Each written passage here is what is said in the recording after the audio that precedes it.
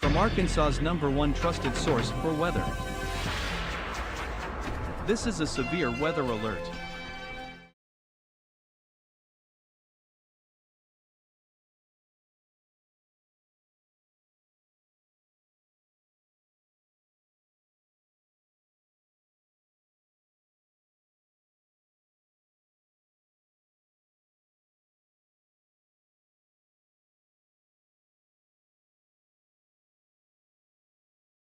There we go. Alright, hopefully you guys can hear me now. The microphone was off for some reason here, so I caught that right before I started talking here. So, we've got a lot to talk about this afternoon, guys. Thank you guys for tuning in. I know a lot of people are at lunch right now and everything like that. So, first of all, we're going to take a look at radar, kind of show you guys what's going on across the board at this time.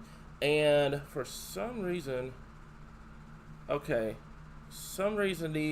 Facebook one, just cut out. So, okay. Alright, so we're going to stay by for just a little bit, guys. If you're watching me on YouTube, for some reason the Facebook one just cut out. Okay, so, alright, so we're working on that. We're going to get that up and running here. So while we're waiting on that, I'm going to kind of talk to you guys a little bit about what's going on in terms of the radar and also what this whole map means here, guys. So, first of all, as I mentioned before last night, we've had a lot of shower and thunderstorm activity across northern Arkansas. That has led to some lowered instability up here, not much in the way of destabilization going on up here in North Arkansas for right now. However, what's going to end up happening is you can see down here in Little Rock towards southern Arkansas where you've had partly cloudy skies and breaks in the clouds throughout the day. That's where you're going to see that instability kind of retreat to the north as we get towards later on here. So if you're joining me on YouTube right now, we're kind of on standby for just a little bit. We're getting Facebook up and running once again. So once we have that up and running here, we're gonna switch back over. So what we'll do for just a little bit, we're gonna go back over to our other screen. We're gonna wait until we have both Facebook and YouTube up, and then we're gonna go over the information here. So give me just 1 second. I think we have Facebook up now. Okay. Alright. So, I apologize for the issue, guys. It was a little bit of a technical difficulty. We're good. So, we're good now. So, it looks like we're back up and running. Let me double check that real fast. Okay. Looks like we're good. Okay. Alright. So, looks like we're good. Let me make sure we're good. Okay, I think we're good now. So, when we go over to the graphics here, like I said before, I apologize for that little issue on Facebook. But we're going to kind of talk to you guys about timing. I'm going to take a lot of questions and everything like that here. So just give me 1 second before everyone starts asking questions and everything like that. I'm going to talk about the timing. I'm going to talk about the risk and everything like that. And then I will try to get questions. Remember what I said last night. Last night was 90%. Now you're at 40 to 50 because now we have to monitor radar, we have to monitor reports, we have to monitor everything that's going on right now here. So I understand everybody has a lot of questions right now. Patience with us, guys. So here's the timing map. We've had this up all morning long. If you need this information, I want to stress this as well. If you missed in the live stream, it's not the end of the world. You can come in. You can go to Facebook. We have all the information you need on Facebook here. So this is the timing at this point for the majority of the severe weather. Yes, we do have storms ongoing across North Arkansas and Northeast Arkansas at this current time. Okay, that's leaving out. The majority of this severe weather threat will be this evening. I want to make that perfectly clear to everybody right now. This will be later this evening into tonight. Okay, so Northern Arkansas, 6 p.m. to 10 p.m. is your time frame right now. We've evaluated this map probably a million times this morning. This timing is doing pretty good right now. This timing map will likely do pretty good. So North Arkansas from 6 p.m. to 10 p.m. If you have evening plans, if you're planning on going out or anything like that, or we have any concerts or festivities going on across Northern Arkansas, I would recommend postponing it. Because you do have the potential of a strong tornado or two up there. You also have the potential of significant damaging winds upwards to 75 to 80 miles per hour here. So keep that in mind up there in North Arkansas. Now, let's talk about our folks in North Central and Central Arkansas, because we've gotten a ton of questions about the Little Rock area and everything like that. we cover the entire state of Arkansas. We don't cover just Little Rock. So right now, the timing is 8 p.m. to midnight. This does not guarantee that every single person in Arkansas is going to see severe weather or even thunderstorms. These are going to be scattered thunderstorms that are going to develop into a line. Some folks may not even see any rainfall at all for this entire event, while others may experience significant severe weather. So the 8 p.m. to midnight time frame is the time to be aware. It's not that, oh, it's 100% that it's going to happen at this exact same time.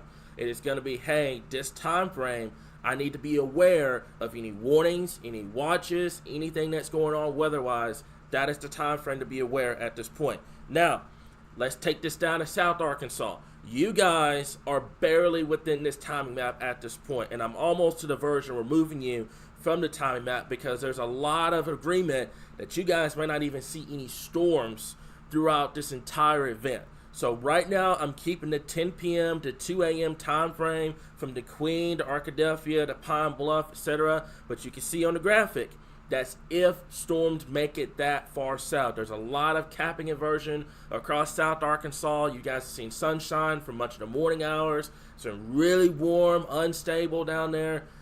It will be a very big question mark if storms can actually make it to South Arkansas at this point. And if you are in far South Arkansas from El Dorado to Magnolia, Texarkana, Lake Village, you're going to be good to go for this event. I've got it all clear for you guys down there in far southern Arkansas. But from I-40, the I-30, I-40 corridor points north, that is where you're going to have to watch for the potential of significant severe weather as we get towards this evening and into tonight here, okay? So I'm going to leave this up for just a little bit. Like I said before, the biggest thing I want to stress right now is that this is not a 100% time frame of what's going to be going on here. So let me double check this real quickly here. Okay, so all right, we're good. I'm just checking the questions and stuff right now. But the biggest thing I want to stress to you guys right now is make sure that you are staying aware, especially if you live in the I-30, I-40 corridor, points north.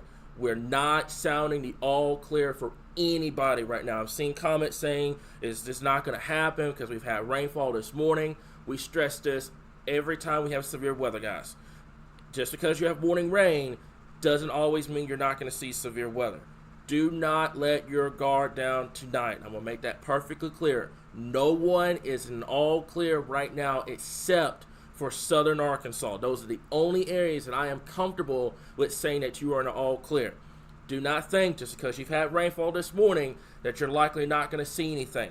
The main event hasn't even started yet. We told you guys last night that this morning you were going to see storms, and then you're going to get that round out of here. You're going to you're going to calm down for a few hours, and then that's when storms are going to start to re-going by the time we get towards that 6, 7 o'clock time frame here. So keep that in mind. I want to kind of reassure everybody right now because I know a lot of people seeing the rain this morning are thinking the severe threat's completely done. We haven't even gotten started with it just yet. So let's talk about our risks. So much of northeastern Arkansas, northeastern Arkansas, you are in the enhanced risk area. This enhanced risk has expanded since the last time I was live with you guys. Remember last night, it was just far northeastern Arkansas. Now, it's for all of northern Arkansas and portions of north central Arkansas from Fayetteville to Searcy over towards West Memphis, up towards the Blytheville area, Jonesboro, Pocahontas, Walnut Ridge, Mountain View, Mount Home, and also Harrison. All those areas up there in North Arkansas are in the enhanced risk for the potential of seeing significant damaging winds, the potential of tornadoes. Some of those tornadoes could be strong, and also the potential of large hail. Further to the south, and I'm going to stress this as much as I can at this point, if you are in central Arkansas right now, you're listening to this, we are not expecting this to be a March 31st repeat. This is not going to be a significant tornado outbreak for the entire state of Arkansas. We are more concerned about North Arkansas at this point. Central Arkansas is being watched as well. We covered the entire state of Arkansas. So we're watching you guys close. But I'm saying right now, if you live along I-30 and I-40 south, your confidence of seeing storms even at all is very, very low. It just depends on how much this line can push into the state. But if you live basically from Hot Springs to Little Rock over to West Memphis north, you're going to have a pretty good shot of seeing severe weather for today. South Arkansas, it's a question mark right now if storms can make it down that far south. I'm not saying it all clear for anyone unless you live in Texarkana, Magnolia, El Dorado, Crosset, or in Lake Village. Those are going to be the only areas that I am comfortable with saying you guys might not see much down there for today. So remember, a strong tornado threat is going to be there in northern Arkansas. The tornado threat is there for much of north and central Arkansas. The potential of 70 to 80 mile per hour winds. Also, the potential of large hail, could be some 2-inch in diameter hail or greater. And the potential of power outages. So what I would do right now while it's quiet, charge your phones. Make sure your generators are working. Make sure you have that game plan in motion. Stay ahead of the storms. Don't wait until there's a tornado warning or a severe thunderstorm warning to start reacting. React now while it's quiet. That way, when stuff starts to go down and everything like that, you're good to go. You have a game plan already in motion. So let's talk about the tornado risk, okay? So northern Arkansas, from Harrison to Mount Home to Walnut Ridge to Pocahontas to Piggott area, that hatched area that you see in far northern Arkansas, that is going to go for the potential of EF2 plus tornadoes, okay? That's what that means. That is an area of concern for the potential of seeing significant tornadoes. Now, the medium risk area from Fayetteville to Mountain View to Batesville to Jonesboro to West Memphis, that is an area of concern where we may see the potential of a few tornadoes. Some of those tornadoes, like I said before, far northern Arkansas could be strong coming out of Missouri. So we're going to watch that closely. You guys know full well if we have any tornado warnings, we're going to be here, okay? Also, severe thunderstorm warnings. If you have a considerable or a destructive tag, we will be here as well. You go further south, Fort Smith, Russellville, Clinton, over towards Searcy and the Wynn area, you are at a low risk of seeing tornadoes. You go further south from there towards Little Rock, Hot Springs, Mount Ida, Mena, towards the Waldron area, you're at a very low risk area. So my folks in the green area, in the yellow area, like I mentioned before, this is not going to be a March 31st outbreak. This is not a 45% hatched tornado risk across Arkansas. However, I do want you guys to be prepared. I do want you guys to have some sort of game plan just in case there are tornado warnings this evening and into tonight. But I want to make that perfectly clear to everybody because I think some people have gotten the wrong idea here. We're not out here calling for a tornado outbreak. This will not be a March 31st repeat. We will not see that today. However, we are expecting for a few storms that may be capable of producing tornadoes. Some of them could be strong up there in northern Arkansas. We're not downplaying the tornado risk, but I want to make that clear that this is not going to be an outbreak by any stretch of the matter. Now, what I am concerned about is the damaging wind threat, because I think the damaging wind threat, like I mentioned before last night, is being slept on. Now, you have that high-risk zone for damaging winds all the way from Fayetteville to Searcy, all the way to West Memphis, and is now hatched for the potential of seeing 75 to 85 mile per hour winds up there across northern Arkansas and north central Arkansas. So, like I said, keep that in mind. I'm not expecting this thing to be a massive tornado outbreak. I'm more concerned the damaging wind threat right now. The tornado threat and the damaging wind threat is kind of like this. It's kind of right neck and neck with each other because they're both hatched now. But the damaging wind threat is ultimately going to win out over the tornado threat, because what's going to happen is your tornado threat is going to be onset. Any storms that develop before the line gets going, that's where your tornado threat is going to be maximized. And then what's going to happen is those storms are going to congeal themselves, are going to go what's called upscale, and then they're going to go into a line of storms that's going to push through. That's when you're going to have that damaging wind threat. That's when you're going to have that 75 to 80 mile per hour damaging wind threat as we get towards tonight. So keep that in mind. Like I mentioned before, the tornado threat is there, and I'm not sleeping on it. But I do think the damaging wind threat will ultimately win out against the tornado threat, which, by the way, along the line, we will have to watch out for what's called QOCS tornadoes. Those so brief, weak, spin-up tornadoes along the line. So something we'll keep an eye on as we get towards this evening and into the night. Further south into central and south Arkansas, much lowered confidence. Like I said before, that green and yellow area is not so much as, okay, I'm not going to see severe weather. This is a confidence map. This is, hey, you guys may not see much down there, but it's still on the table. Unless you live from Texarkana, the Magnolia, El Dorado, Camden, Crosset, Lake Village, Nobody's in an all clear right now. I'm going to make that perfectly clear. Yes, we've seen storms this morning. That doesn't mean anything. We still have the main event coming up as we get towards this evening here. Now, let's talk about the large hail threat as well. The high-risk zone now up there in northwestern Arkansas for the potential of seeing large hail. And that hail is now hatched for the potential of seeing 2-inch in diameter hail. So that's why I'm saying on the onset of these storms, they're going to be what's called supercell storms. They're going to be isolated, scattered in nature. That's where you're going to have that hail risk and the tornado risk on the onset. And then what's going to happen, like I mentioned before, they're going to go upscale. They're going to turn into a line of storms. And then that's what's going to happen. It's going to push through. So keep that in mind. Potential of seeing some large hail will go from Fort Smith to Russellville to Searcy, all the way down to West Memphis, points north. Little Rock south, you've got a big question mark right now if storms can make it that far south. We're not saying it all clear for Little Rock or anything like that. I want you guys to be prepared and aware of the situation. Don't ever let your guard down just because you're not in the highest, biggest risk for severe weather, because 9 times out of 10, you can see the exact same stuff even in the low-risk areas or the very low-risk areas. Unless you're in far southern Arkansas, you still got to have that game plan ready to go. And for timing-wise, I'm going to go back to the map here in just a little bit. But overall, for basically the entire state, will be from 6 p.m.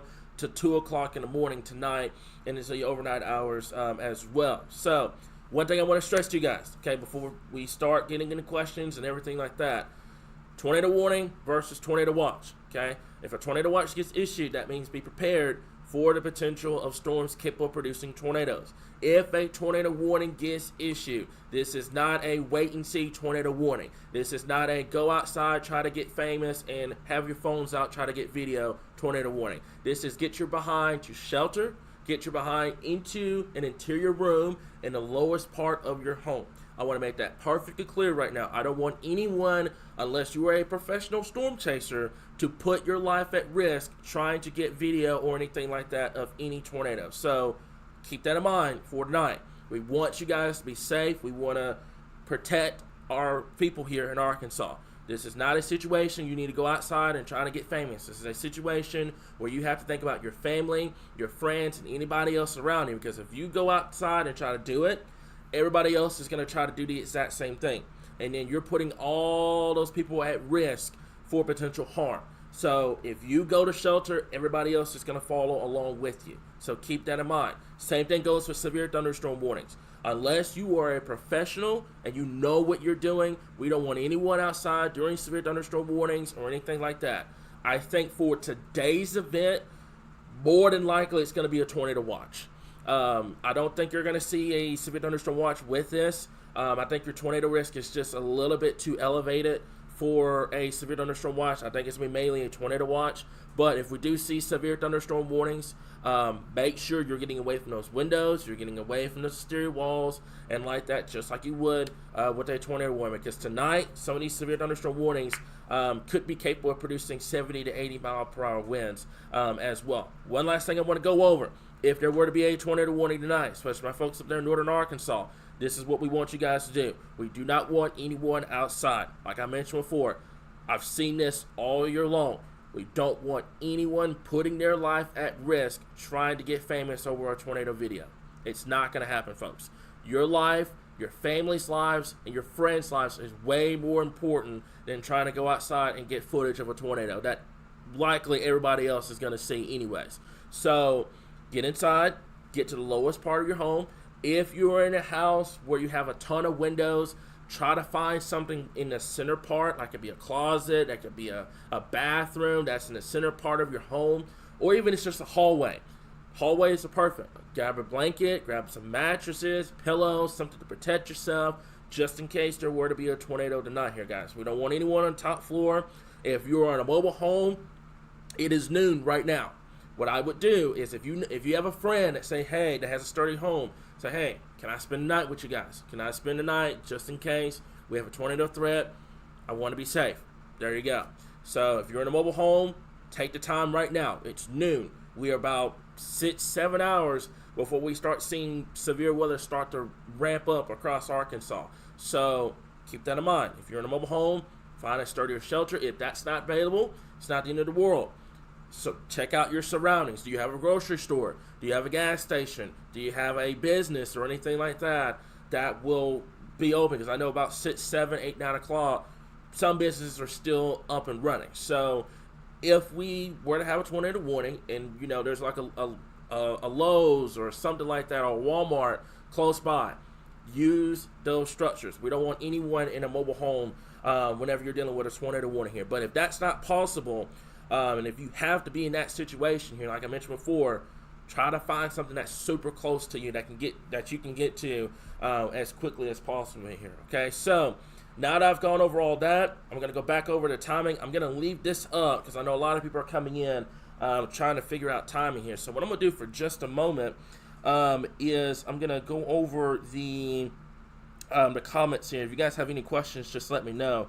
But let me see here. Yeah, Deanna, that's why I always tell people not to pay attention to slight risk. Don't pay attention to that wording. If you're in a marginal and a slight risk area, technically you're in a severe risk. Automatically, you're already in a severe risk. That's why we have that marginal on our maps. Some places don't have the marginal; they just go slight or above. But that marginal is just important. So that's why we have all those severe risks on our maps. That way, hey, something does happen in those low risk areas, there you go. So yes, you can still get tornadoes, you can still get damaging winds within that. So timing is now up on the map. So now on the map on the live stream. So you guys can kind of check that out if you need that. Do you expect any changes to the map between now and the storm? Ryan, we are monitoring radar very closely. You can see it on our screen behind me. We're monitoring radar very closely, monitoring everything at this point. Right now, I will safely say that I don't expect much of a change. Obviously, we're still 5-6 hours away, so things can and will change between now and then. But right now, I think probably 80% of me is like, hey, I think we're good. I think we're good with this map right now here. But that's a real good question at this point here. Okay, so let me see here. So James, yeah, this one. Well, Mark, I'm gonna get back to your comment in just a little bit. James, yeah, this will be mainly an evening into the nighttime hours. With it being August, we still have some daylight about 8, 9, 10 o'clock. So we still have some daylight there. Once you get past 10, obviously it gets dark. But that's kind of the advantage we have right now. This is not like back in January and February where it was getting, dark at 5, 6 o'clock in the evening. So we still have some daylight from that 6 to 9 p.m. time frame. Anything after that, it's dark.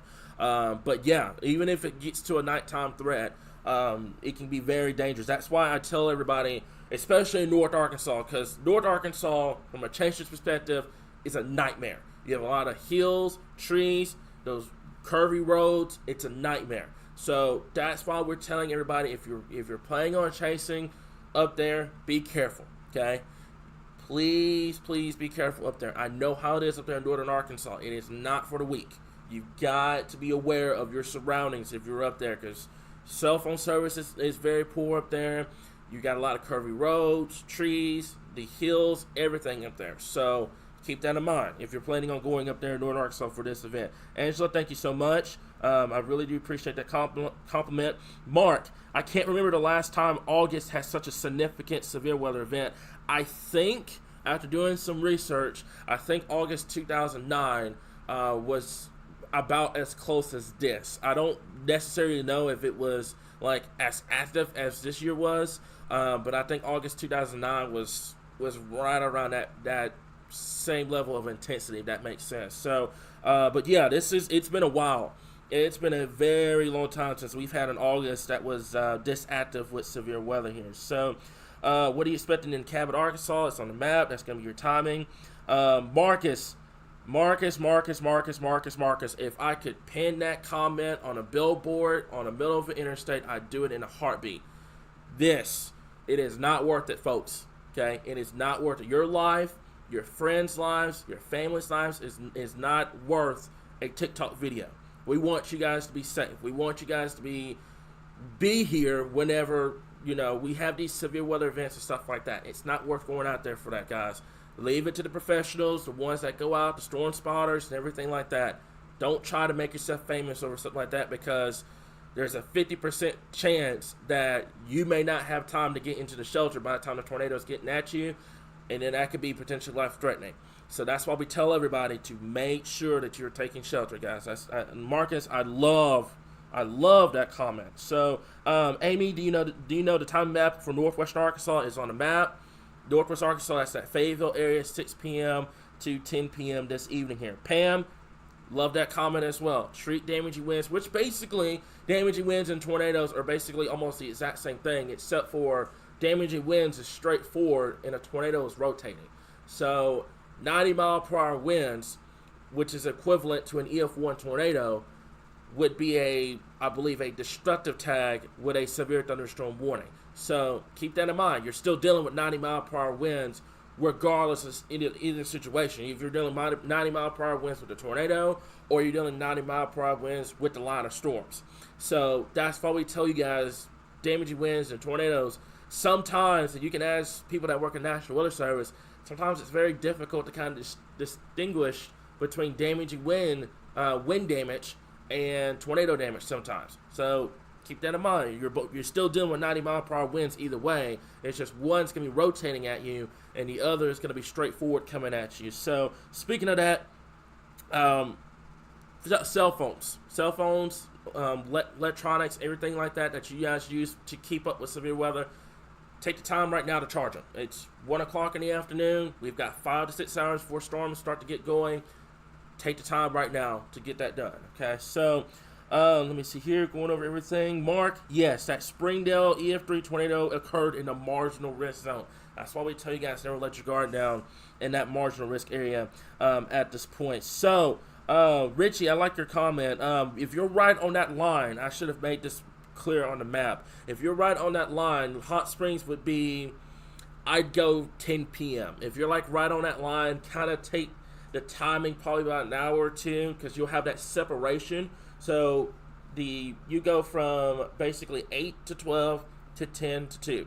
So if you're right on the line, it'll be about 9, 10 p.m., and then it will switch over to that 10 p.m. time frame. So think of it like a transition line.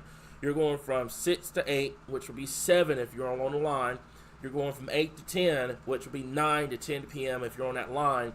And then in South Arkansas, 10 p.m. to 2 a.m., and then all clear. That means storms will be ending about that 2 a.m. time frame, and you shouldn't be seeing much down there in Southern Arkansas, if that makes sense at this point here. Okay, so charge your phones. That's the number one thing I want to stress.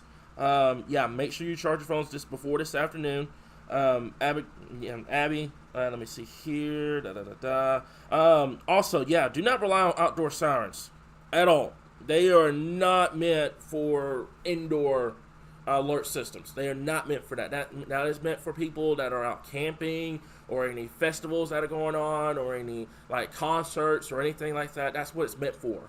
It's not meant for if you're in the house, you have to wait for a siren to go off. Don't do that, because 9 times out of 10, when a siren goes off, you have probably less than 5 minutes before the potential tornado is on top of you. So don't wait for the siren. The phone will alert you first before the siren ever will. So keep that in mind. I want to make that clear at this point. So, like I said before, timing's up here. Where was that comment? Mary, you are in the enhanced risk area. Significant damaging winds. The potential of a few tornadoes be possible, and also large hail. I'm leaving a timing map up right now for a lot of people that are joining in, because that's the first thing that comes to mind. It's like, we have severe weather, what's the timing? And there's your timing on the screen at this point. So, Todd, love that comment as well. Straight line wind damage, and I can't tell you this enough. June and July have taught us out here in Arkansas that when you're dealing with a tornado, the damage path is so narrow. But if you're dealing with straight line wind damage, that path is over a widespread area. That's why you have power outages. That's why you have trees down and stuff like that. I know it's not as popular on TikTok with wind damage over a tornado, but it needs to be. Wind damage needs to be just as talked about as tornadoes, because they can do just as much damage, if not more damage, than a tornado here. So keep that in mind here. Let me see here. Okay, so let me see here. Going over that. Also, be sure to join our Discord. I think Discord, like so for Discord, it's gonna be a little bit faster, especially today, because we're gonna be posting updates on the page, and especially when we have warnings and stuff like that. I think Discord is gonna be a little bit quicker for you guys if you're trying to get those questions answered. Let me check something over here real quickly. Also, I saw that one question about the tornado risk as well. Oh, there's Dustin. Thank you so much for reminding me of that. A lot of people have church tonight. It's a Wednesday night. If you're planning on going to church and stuff like that, it is very important that you stay weather aware as well. Thank you, Dustin, for reminding me of that, because I totally forgot today was Wednesday and the days are getting mixed up. So thank you for that comment here. So let me see here. When do you think a tornado watch will be issued? I don't control the watches or warnings, unfortunately.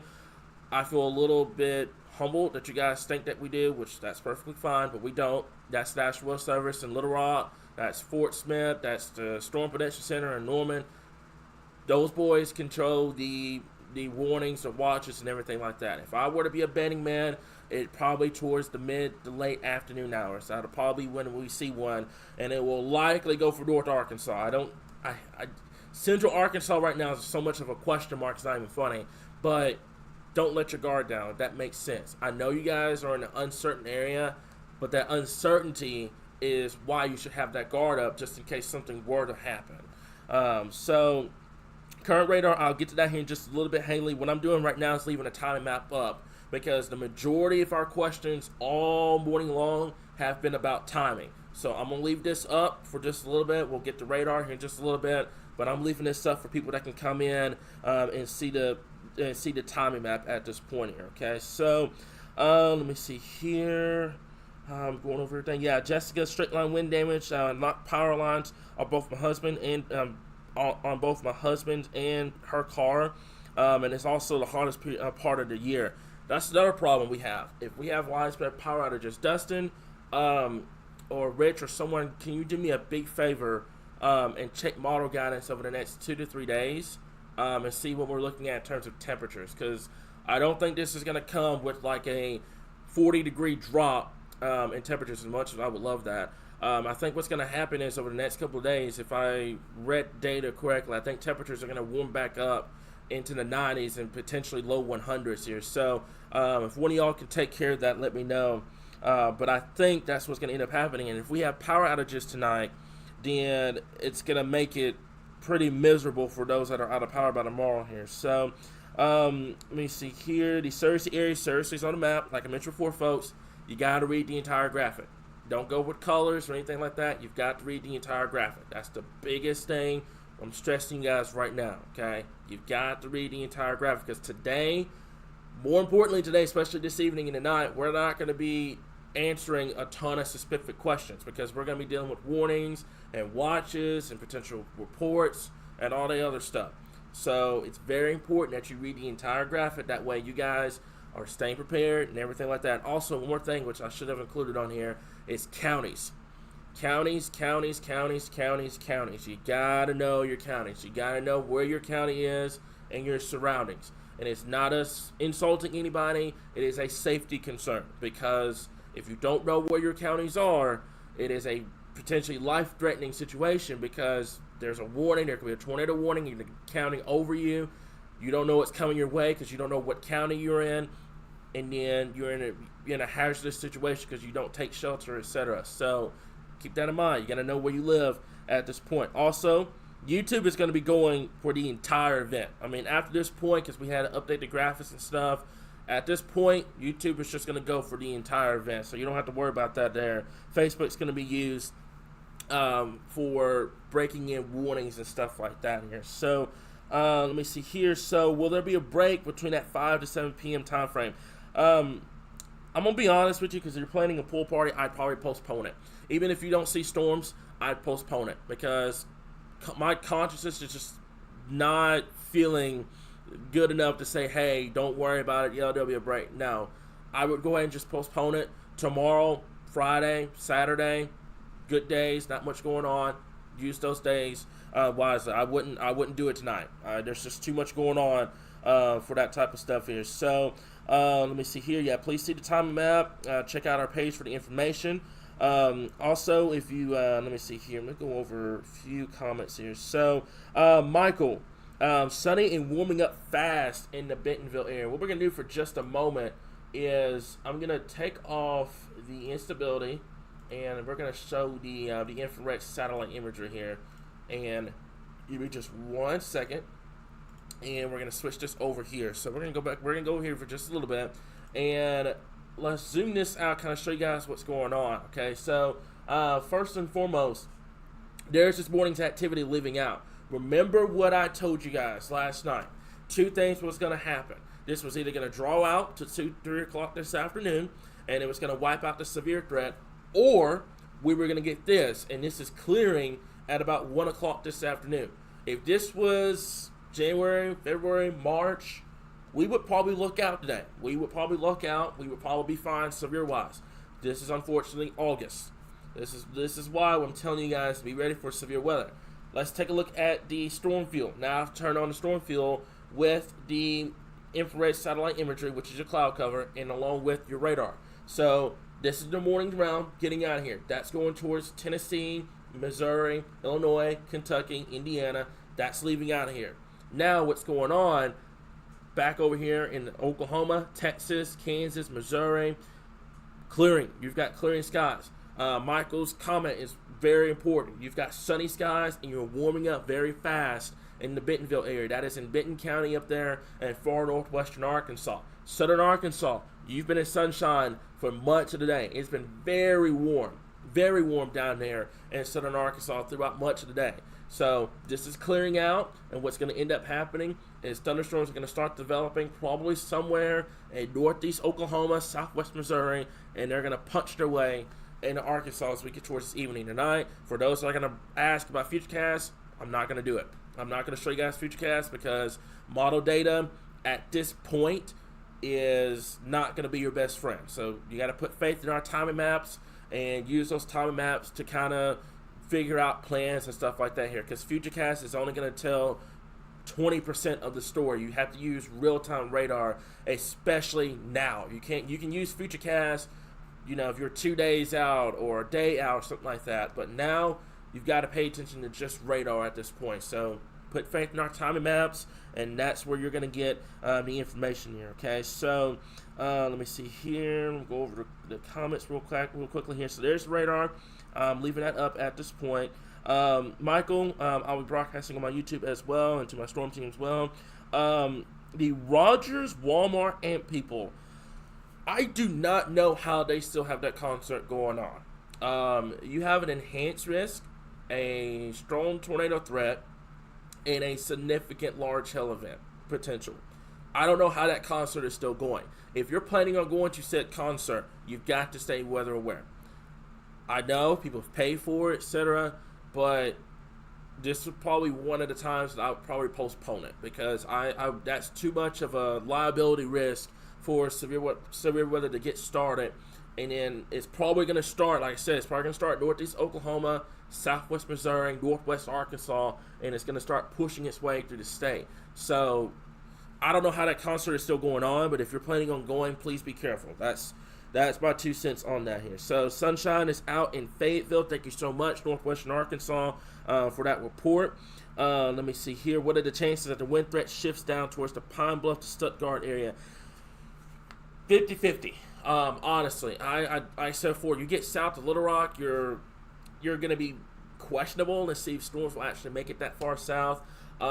It is a wait and see at this point. I can show Futurecast, but I'd rather not, because I think people will get the wrong idea about it, because they'll take that timing and run with it, and you should never do that with model data, because it will always be 1 to 2 hours faster than what the data says. That's why I don't like showing data on day one.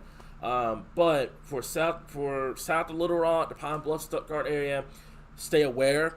Your risk is considerably lower than the folks up there in northern Arkansas, but just stay aware of the situation at this point. Yeah, I do too. I wish this was snow too. I know. We have a few more months before we start talking about all that. But I do too. So let me see here. let me see, like I said, the BB area, all the specific county questions and stuff like that. The biggest thing I want to stress is you got to pay attention to the graphics, guys. Okay, let's go back over to our graphics system real quick. The BB area, that's going to be near Searcy. Searcy's in White County. You got to know where your counties are. So 8 p.m. to midnight is your timing. That will be your timing. So if you don't see your city on there, use your counties. BB is in White County. Use that close. Okay, so keep that in mind. So let me see here.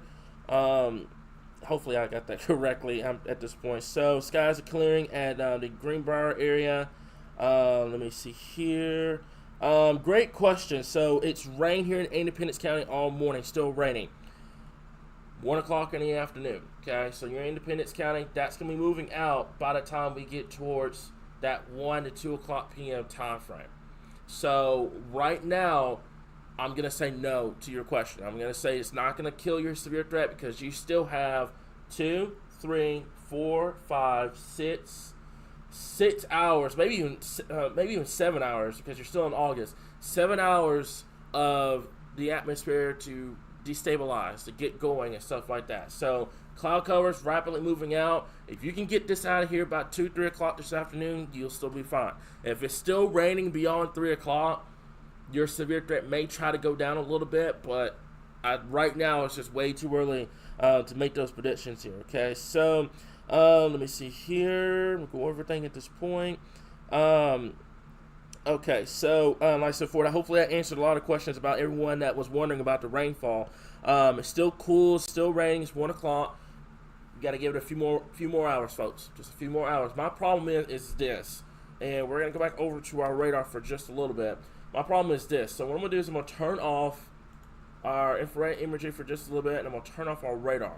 And I want you guys to pay attention to this. This is what's important. Now, you're trying to figure out what in the world does storm fuel mean.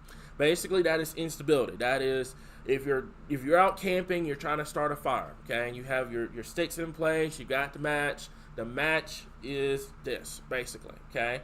This is what's needed to start the severe thunderstorm process. You need instability. That's one ingredient out of many that you need for severe weather. But you can see Northern Arkansas from Mount Home, Mount View, Pocahontas, Jonesboro, you don't have much fuel right now because you've had a lot of rain, you've had a lot of shower thunderstorm activity all morning long.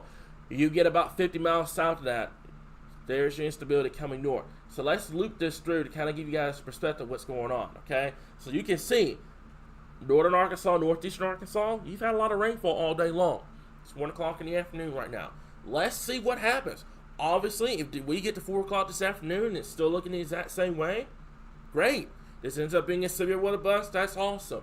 I don't think anybody in their right mind would be upset about severe threat that's going to bust after we've had 2 months of repeated severe threats here in Arkansas. So let's see what happens. I do like what I'm seeing right now with it being 1 o'clock in the afternoon. My problem is, look in western Arkansas. You had rain this morning, and look how fast you recovered.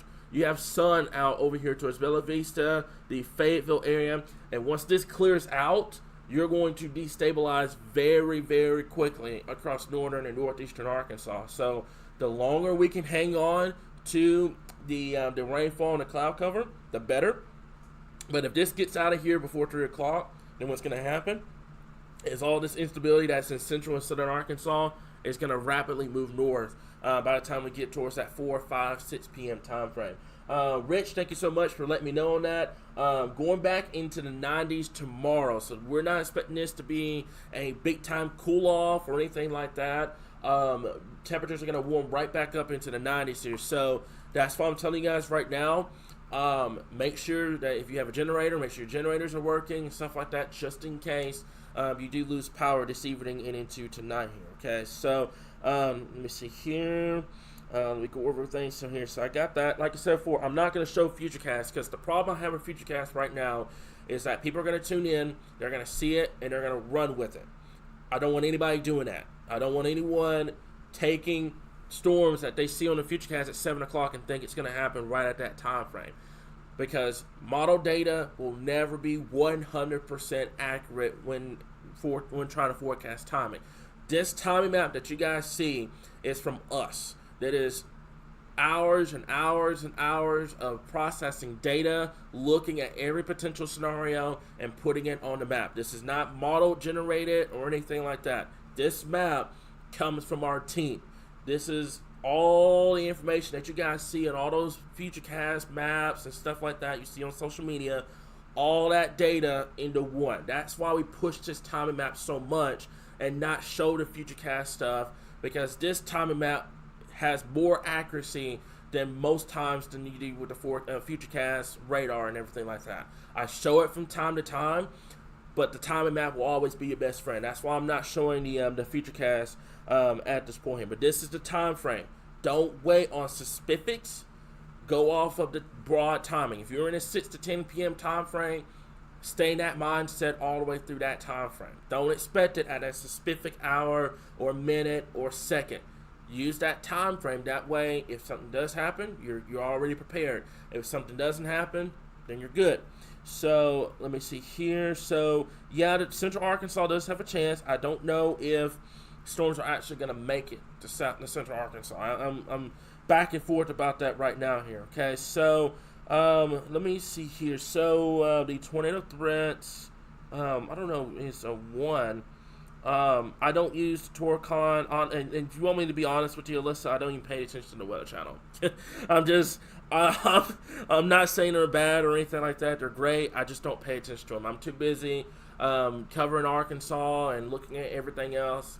I don't pay attention to them. So let me see here. Remember, yep, love that comment. Don't be scared. Be prepared. That's the biggest thing I want to stress. That Paige, I've talked about Central Arkansas for days.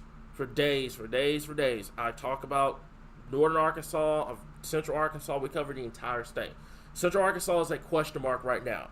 It's a very, very, very big question mark right now. The majority, the biggest threats is going to be in North. I don't want anybody letting their guard down in Central Arkansas.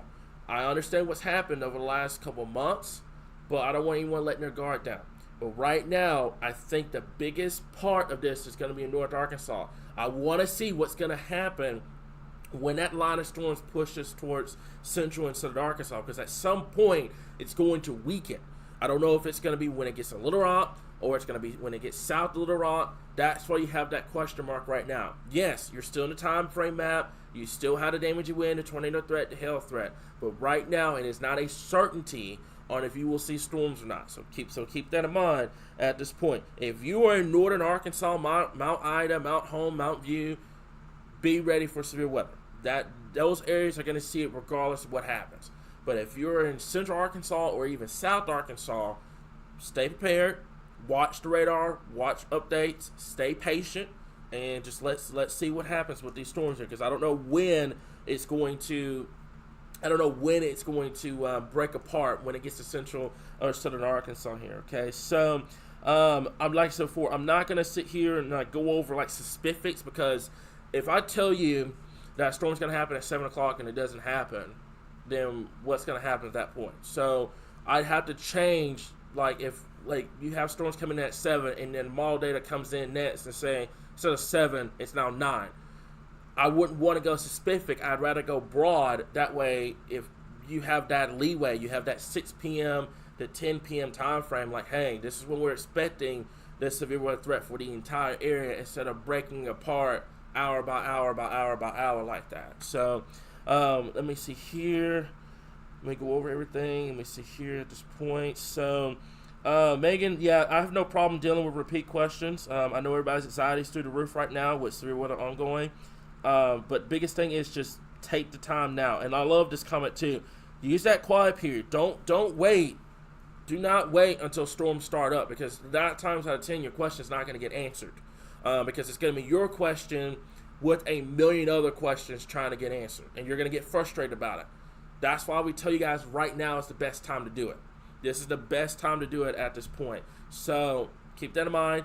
Damaging winds will be your biggest threat. You have the tornado threat along with it, but your damaging wind threat will be there as well here. Okay, so I don't mind answering that, but the biggest thing is you gotta know where your counties are, your cities, and you gotta pay attention to the graphics, because once warnings start, you go from a 90% answer rate to a 40% to a 20%, because when warnings are ongoing, That's where our priority is. Yes, we do have moderators that will come in and attempt to try to answer your question, but it's going to be your question versus a million other people trying to get the exact same answer.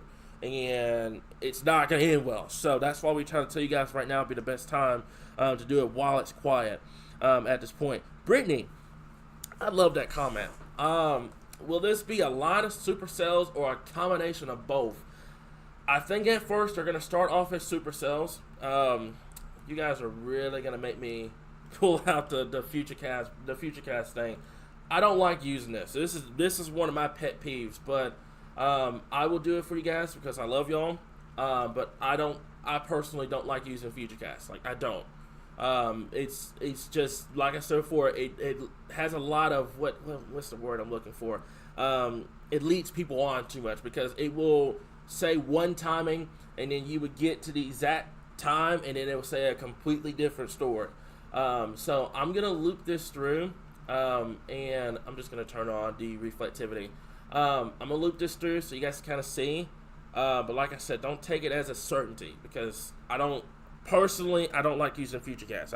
I don't because there's just been it just leads people on too much here. So that is concerning.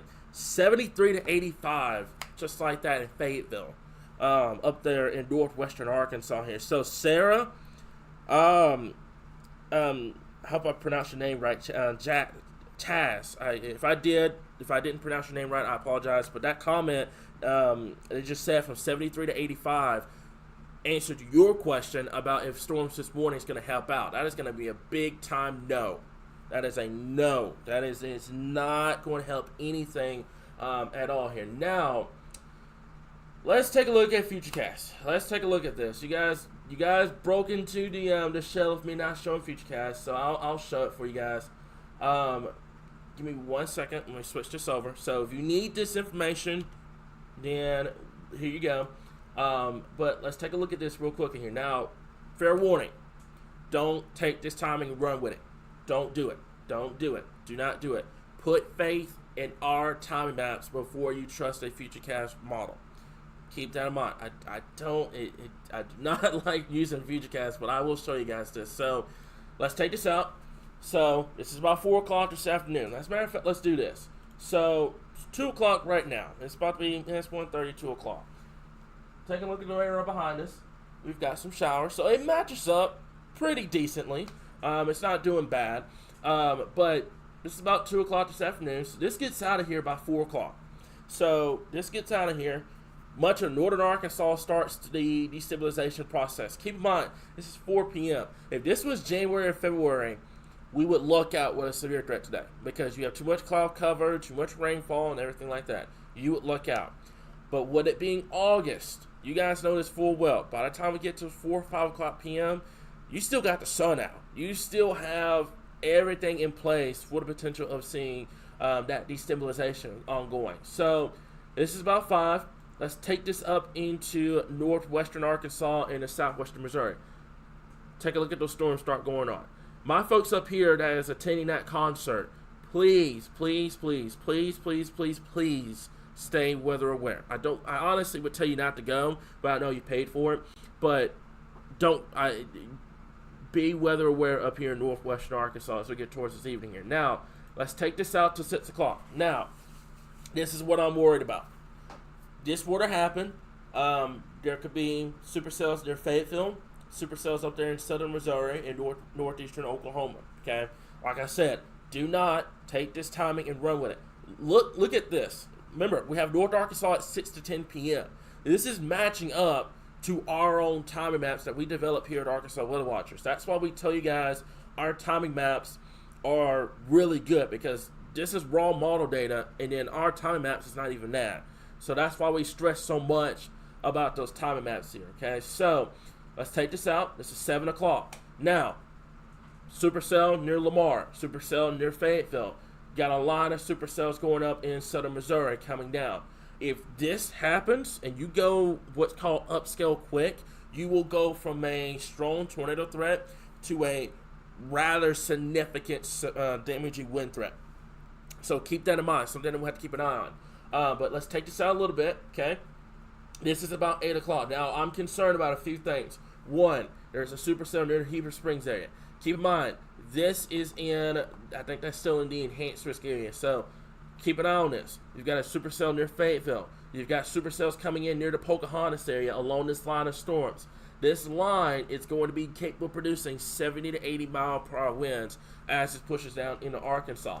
Now, let's take this out to 9 o'clock. Now, what I'm concerned about with this particular model run is that it is breaking up the cells. We're not really dealing with the damaging wind threat at this point. It's more of a supercell threat, which will heighten up your tornado threat. So something we'll keep an eye on.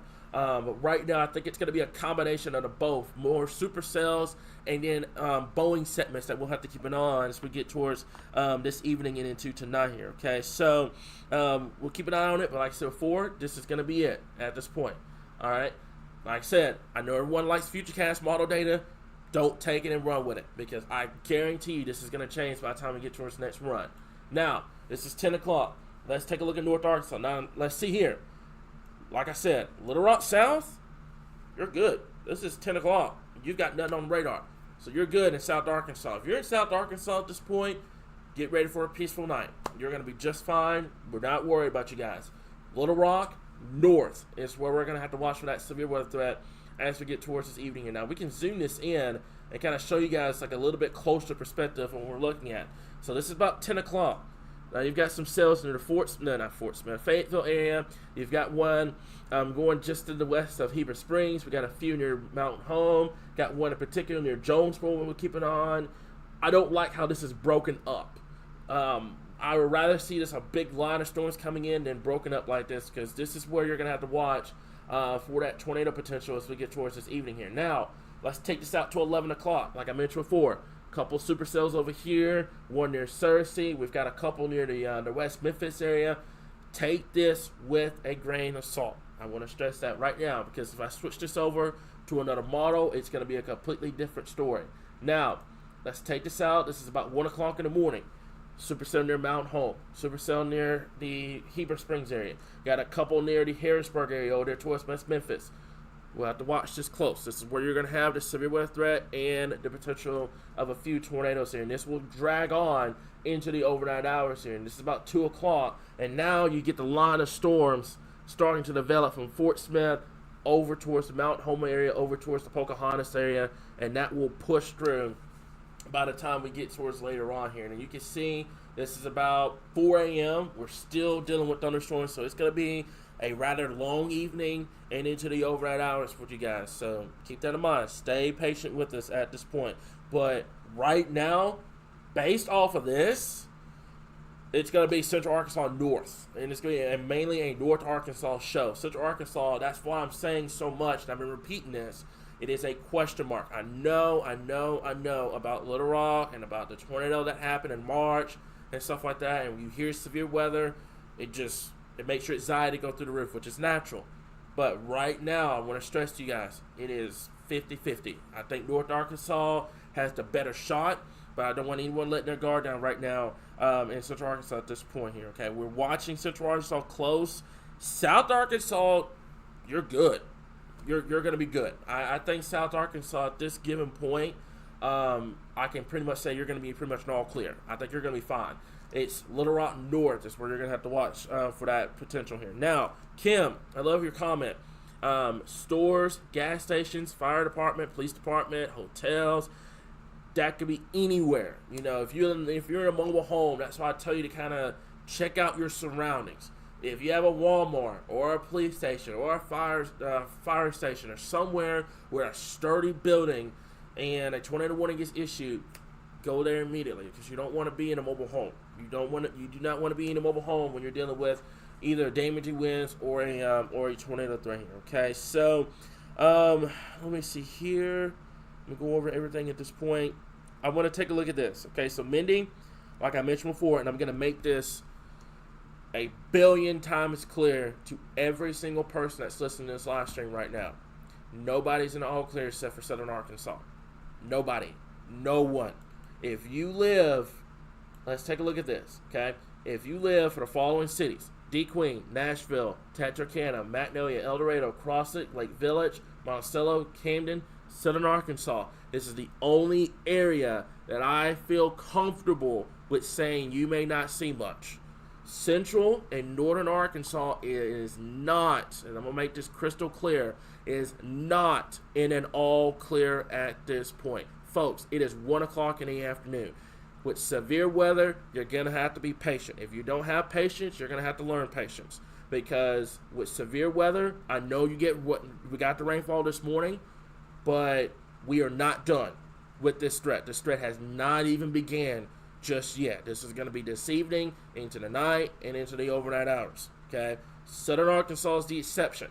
But Central and Northern Arkansas, it is not all clear. Okay? Like I mentioned before, it is not all clear at this point. So if you let your guard down, that's on you. But do not let your guard down going into the night. Okay? Because we're not done. Remember, folks, we're not in January. We're not in February. We're not in March. This is August. And you guys know full well, especially after this summer, how fast we heat up after we get showers and thunderstorms in the morning.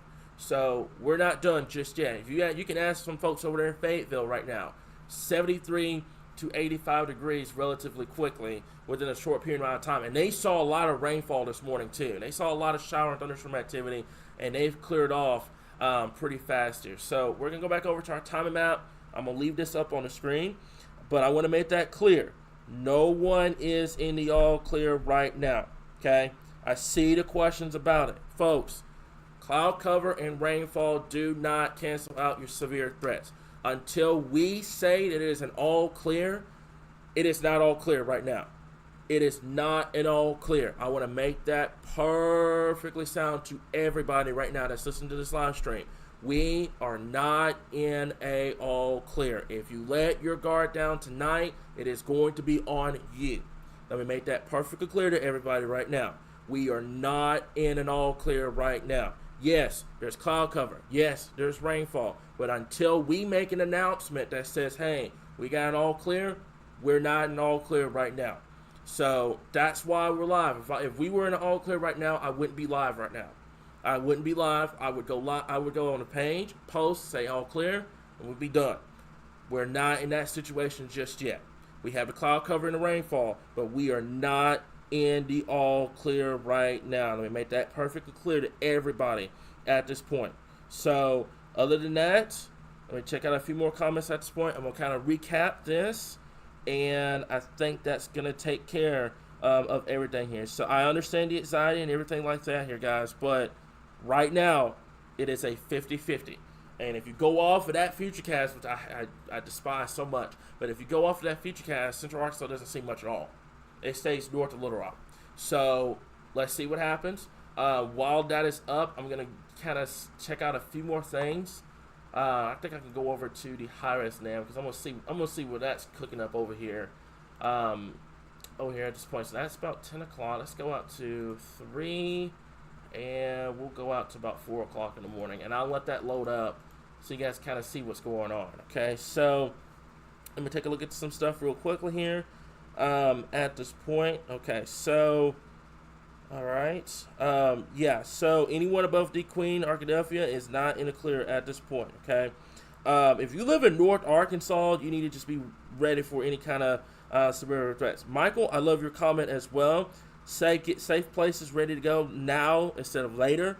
Tornado warnings come out of nowhere. The Springdale tornado, March 2022. I remember that. That was a marginal risk.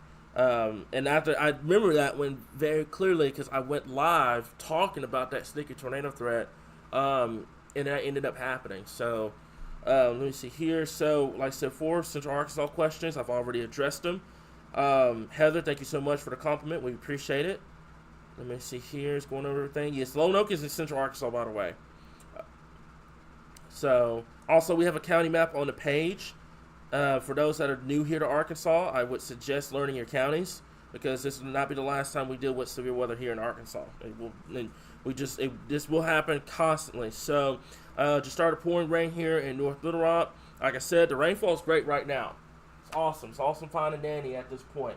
John Bushan, he just he PM'd me about this. Eating lunch in Fayetteville, looking to the east. It is all blue skies to the west, and that will be moving into Arkansas within the next 2 to 3 hours. So Oklahoma, all blue skies over there, and that's going to be moving into Arkansas. So this is going to leave out, and then that's what's going to end up happening here. Now, I want to show you guys this real quickly here. Okay, so this is why I despise Futurecast data. This is why I despise it so much. That's why I don't like talking about it much. So let's take this out. Okay, so this is a completely different model going over today here. For some reason it skipped over, but let's take a look at this. Okay, so this is the high-res NAM. Notice something. You go from 8 to 10 p.m., it is all over the place. That's why I don't trust model data this much, especially when you're this close in range. Because where you would look at the HRR and you say 7 o'clock, you have a storm near Lamar, you go with the high-res NAM, it has nothing. So that's why I tell you guys so much, put faith within our time maps, because a lot of hard work that you guys probably don't even know goes into those time maps here. So you go with the high-res NAM, you have a nasty bow echo going through northern Arkansas, northeastern Arkansas, which would be a damaging wind threat and a embedded tornado threat that you had to keep an eye on here. But regardless, out of both models, regardless, you have a tornado threat within. Regardless, you have a damaging wind threat as well here. Okay, so know your counties, know your cities, know your timing. This is your timing. I'm gonna leave this up for just a little bit longer. I'm gonna stay on the line for just a little bit, and then that will be it at this point here, guys. So let me double check that real quickly here. I know we've got some big time chasers here in Arkansas, setting up in northern Arkansas. My advice to anyone that's chasing, be careful, because you're not chasing in eastern Arkansas. You're not chasing in southeast Arkansas and Delta. You're chasing mountains. You're chasing the Ozarks. You're chasing northern Arkansas. So if you're going to be up there, please be very careful here. So, Heather, good point. Marginal risk does not mean you're in a clear. Take it just as seriously as you would as a severe threat. So, and they were moving in what direction? That's going to be east, southeast. Like I mentioned before, folks, and I don't know how clear I can make this. I don't like using Futurecast data. You're going to have to put faith in our time maps. I know it's not the 30-minute specific timing maps that you guys see on Futurecast data and stuff like that, but you got to put faith in our maps. You have to, because model data will change on you so fast it's not even funny. It changes. Model data changes as fast as Arkansas weather changes. That's just how it is. So that's why the timing maps come in clutch. Those timing maps do an amazing job. We spend hours working on these maps. I know they're not 15-minute specific maps, but these maps will help you out in the long term if you use it correctly here. Okay, so let me see here. Rating in BB. The sun just came out in BB, so that's what's going to end up happening. That's going to the rain and everything like that is going to clear out before too much longer here. And I say if we get rid of this by 4 o'clock, we should be game on with this here. Now, good question. Is there going to be a cold front with this? No. Temperatures are going to warm back up in the 90s by the time we get to us tomorrow and Friday, with heat index temperatures 100 to 105. So if you lose power, what I would do right now would be 1 o'clock in the afternoon. Don't wait for those storms to come towards you before you react. A lot of people do that. They wait for the storms to come, and then they start to react, and they start to go crazy. Use the time right now. It's quiet. You got some rain ongoing right now. There's no severe weather. Why not go ahead and knock it out now instead of doing it when storms are ongoing? So, Jesse, thank you for that. Apparently, we got a tornado warning over there in Mississippi. Let me take a look at that. Yeah, there it is. Yeah, it's over there. It's going towards Alabama. So, yeah, your environment is becoming very favorable for seeing severe weather. You already got a tornado warning over here, Mississippi and Alabama. This is not in Arkansas. Let me make that clear. It's not in Arkansas. It is in Mississippi and Alabama, but you do have a warning over there already here. So, and I think they were, what are they? Are they in that 10% too? Let me double check. That real quickly. No, they're in the 5.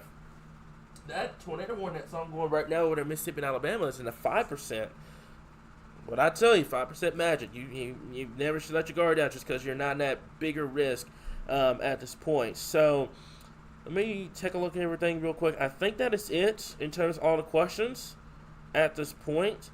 Let me see here. Mount Home, you're dead in the risk. You're dead in the risk up there, and it's on our map, folks. Tonight, you got to pay attention to those maps. I understand the anxiety's through the roof right now, guys. I'm being truthful about this.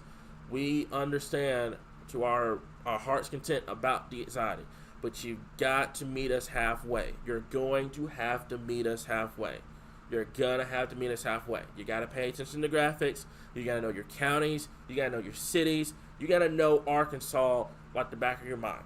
You have to, because you have these constant weather events, severe weather, winter weather, tropical weather, heat, everything. You got to know where you live here in Arkansas. You just have to. You got to meet us halfway. I cannot stress that enough, because we can't answer everybody's specific city, county questions. We can't. It's physically impossible on how big this page is. It is physically impossible. So you got to meet us halfway. You're going to have to meet us halfway. All of our maps are user-friendly. It is clear, straight to the point. You got to be able to meet us halfway. It's not an insult to anybody. I'm just concerned because a lot of people don't know about where they are, and they should know, because Arkansas weather gets rough. It gets rough. So all of our maps are already posted, by the way. All these maps that you see on the live stream is already posted on the page. It's already done. It's already been there since this morning. Nothing has changed with that here. Okay, so let me see here. Going over everything right now. Yeah, take the quiet time right now. Don't wait. Don't wait until storms start getting going here. Okay, so if you're right on that line. If you're right on that line, like I mentioned before, if you're just not tuning in, Jonesboro will be 7 o'clock. If you're right on that line, take the difference between the two and say from 6 to 8. That's 7 p.m. There you go. So let me see here. Yeah, that should be. If I'm with you, Pam, I'm with you. That one. That one should be. It should be in schools about severe weather and weather safety and everything like that. I think you could start that off there, and it'd make a big difference here. Okay, so let me see here. I'm going to go over everything at this point here, okay? So, let me see. Okay, so let me go over here real quickly here. So, I saw that one from Tiffany. Since I happen in Mississippi in Alabama, does that change anything? No, it doesn't change anything here in Arkansas at all. Nothing. Nothing changes here in Arkansas just because that's going on right now. That changes zero, zilch, nada, nothing. It changes nothing. If you're in South Arkansas right now, you're good. You're good. You're 100% good. I'm not going to sit here and repeat that over and over and over again. You are good to go if you're in South Arkansas. Central is the biggest question mark right now. Okay? Use this timing map. This timing map will be your best friend. Use that timing map, because once we get later this evening and tonight, we're not going to have time to go over every single question for everybody. We're not going to have time for it, because we have warnings and everything like that here. Okay? So use that time map, and that will be your best friend here. Camden, you can see on the time map right there. So, let me see here, going over everything. I think that is it in terms of everything here. So, let me see here. I think that is it in terms of all the questions. I'm not seeing any more. Melissa, thank you so much for your report. Sun is now coming through Harrison. Keep me updated with temperatures. I'm pretty sure temperatures are going to skyrocket with it being August, because it is still muggy. I mean, regardless of the ongoing rainfall, guys, it is still muggy outside. I'm going to take a look at dew points for just a little bit. Yeah, it is very, very muggy outside here, guys. So, as long as your dew points haven't dropped significantly, you're still going to be game on across the board here, guys. So, I think that is it. Make sure you're taking out Discord. That's going to help everything in terms of, if you have storm anxiety and everything like that. Temperatures on the rise in the Gasville area. Thank you so much, Tiffany, for joining in. Thank you all so much for joining in. I want to make this clear as well. I'm not frustrated with anyone. We're not, trying to say, like you guys should know better and everything like that. We're not doing that here. We just want you guys to be prepared and safe. That's why I do my best breaking this stuff down, so that way you guys can clearly understand. Because I don't want anyone getting into the night thinking that, you don't have anything coming on, and then you have something, and then unfortunately you're dealing with the severe weather. So that's why I try to break everything down, go over everything. If you need this information, make sure you check us out on Facebook, YouTube. This is going to be continuous throughout the day, so you can check out YouTube. You're going to have the information, all that on there. You're going to have radar from time to time as well. But right now, guys, with it being quiet, we're going to take advantage of this quiet period. I'm going to hop off here, get ready for this evening. Like I said before, Facebook, you're going to have all the information that you need on there as well. YouTube, it's going to be a continuous stream. Facebook, what will happen on Facebook is if we have any tornado warnings, we will break in and we will have live coverage on Facebook at this point here. Okay, so my advice to everybody: if you live in a mobile home or anything like that, find a sturdy building. That can be a Walmart, that can be a gas station, anything like that. Find that. Have a second plan ready to go. Go through your checklist. Take the time right now. It's 1:53 in the afternoon. You can see on the screen behind me. There's your morning rain that got out. There's your rain that's a little bit over here towards Western Arkansas that's leaving. You're clearing out at 2 o'clock this afternoon. That's not good if you're in August. So that's all I got for you guys right now. We will be back, hopefully. The next time you see me, I'm here with good news, but I'm pretty sure the next time you guys see my face, it's probably going to be with a tornado warning on the screen. So we'll be here. We'll keep you guys updated. Y'all stay safe, and we'll continue to keep you guys updated right on your source for all things Arkansas weather.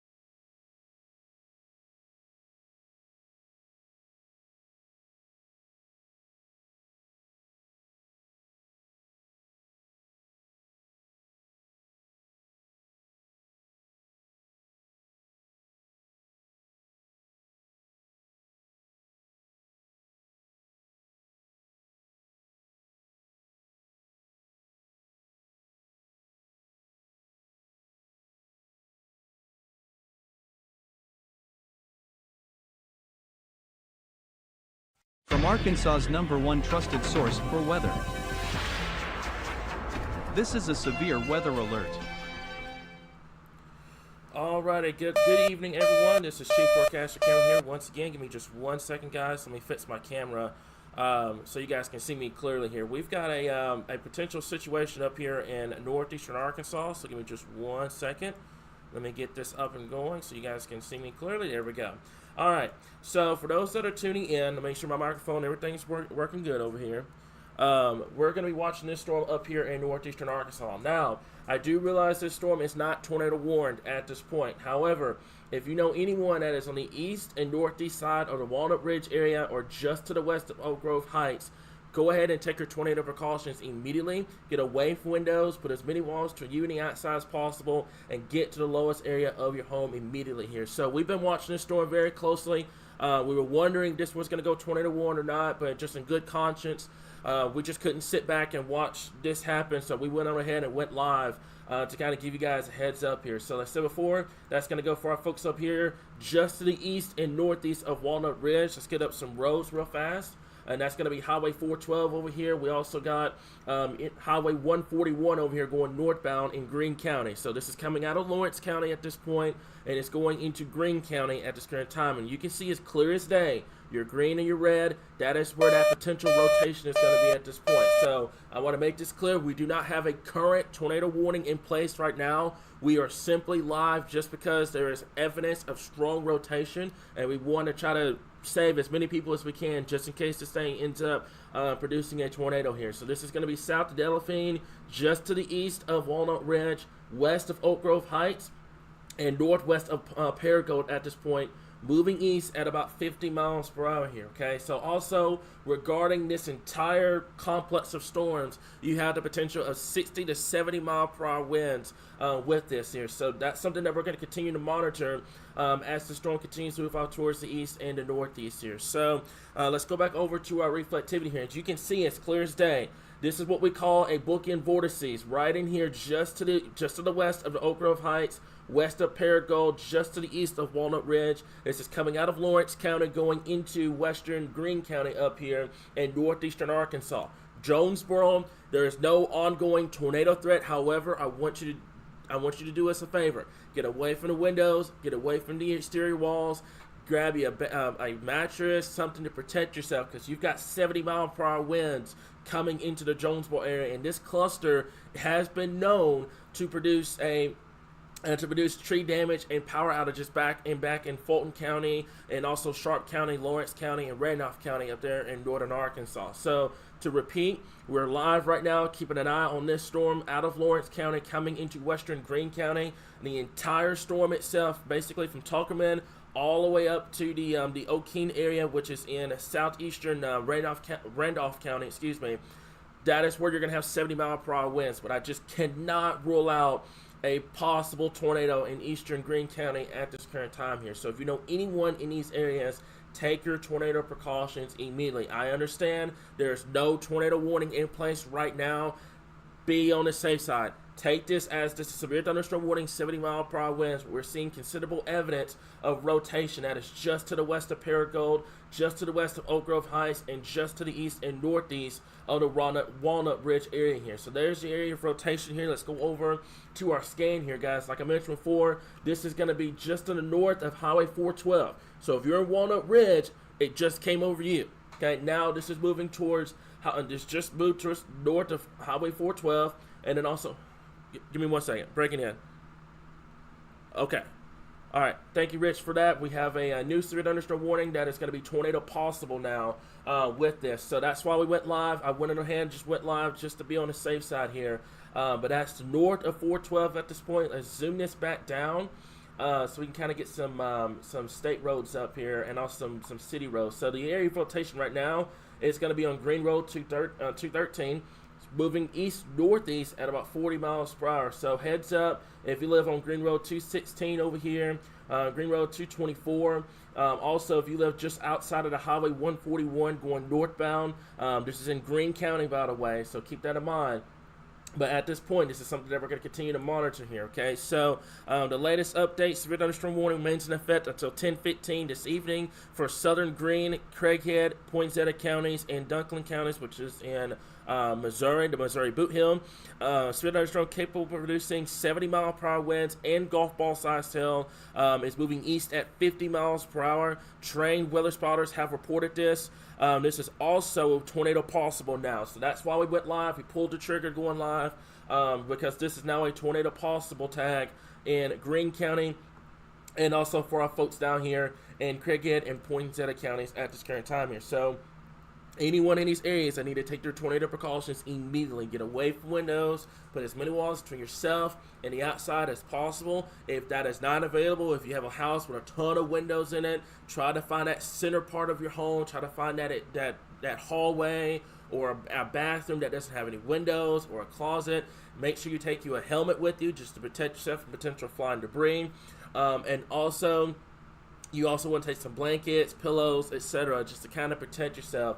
But at this given point, we're continuing to monitor the storm here. Now, over the last couple of scans, it is not as confined as it was a few moments ago before we went live. We were watching the storm very closely when it was in Lawrence County near the Walnut Ridge area. Several reports of damage coming out of the Walnut Ridge area. 66 mile per hour winds reported in Walnut Ridge just a few moments ago. So keep that in mind. This storm, regardless of the tornado threat, will be capable of producing upwards to 70 mile per hour winds. And I told you guys earlier on and last night that the wind threat was to not be slept on, and that's what we've got here, guys. So you can see line of storms coming in. Let's get a track for you guys for those that are tuning in. I do appreciate y'all for coming into this live stream here. So it's going to be right through here.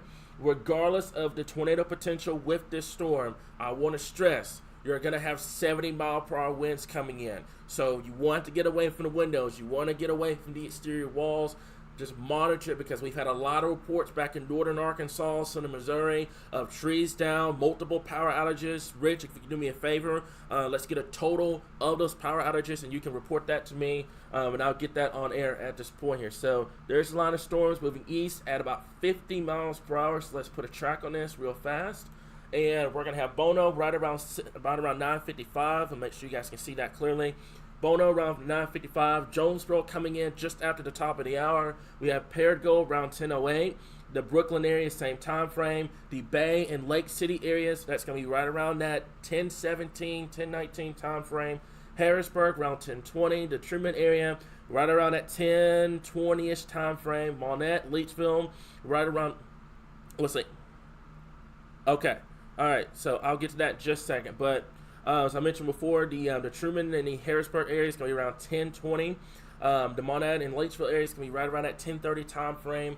And then also Martree, the Manila area, and also Osceola, it's going to be a little bit around that 10:40, 10:50 time frame. That gives you plenty of time to prepare if you're in Poinsettia County, Mississippi County, or in Craighead County at this current time here. But I want to repeat, right now we have no ongoing tornado warnings at this point. However, we're going to continue to monitor this particular storm up here in Greene County that is just to the east and northeast of the Walnut Ridge area here. Still showing considerable signs of rotation here. Thank you, Rich, for giving me that report. We have over 6,000 customers without power at this point, and that number is going to drastically increase over the next couple of hours here as this line of storms continues to move out towards the east, towards the Mississippi River, and then it'll eventually get into western Tennessee and into Mississippi here, guys. So let's zoom this down. I want to check out that storm. I know this is 70 mile per hour winds coming into the Jonesboro area. If you're in Jonesboro, Craighead County, if you're in Mississippi County, at this point, what I would do is get away from the windows.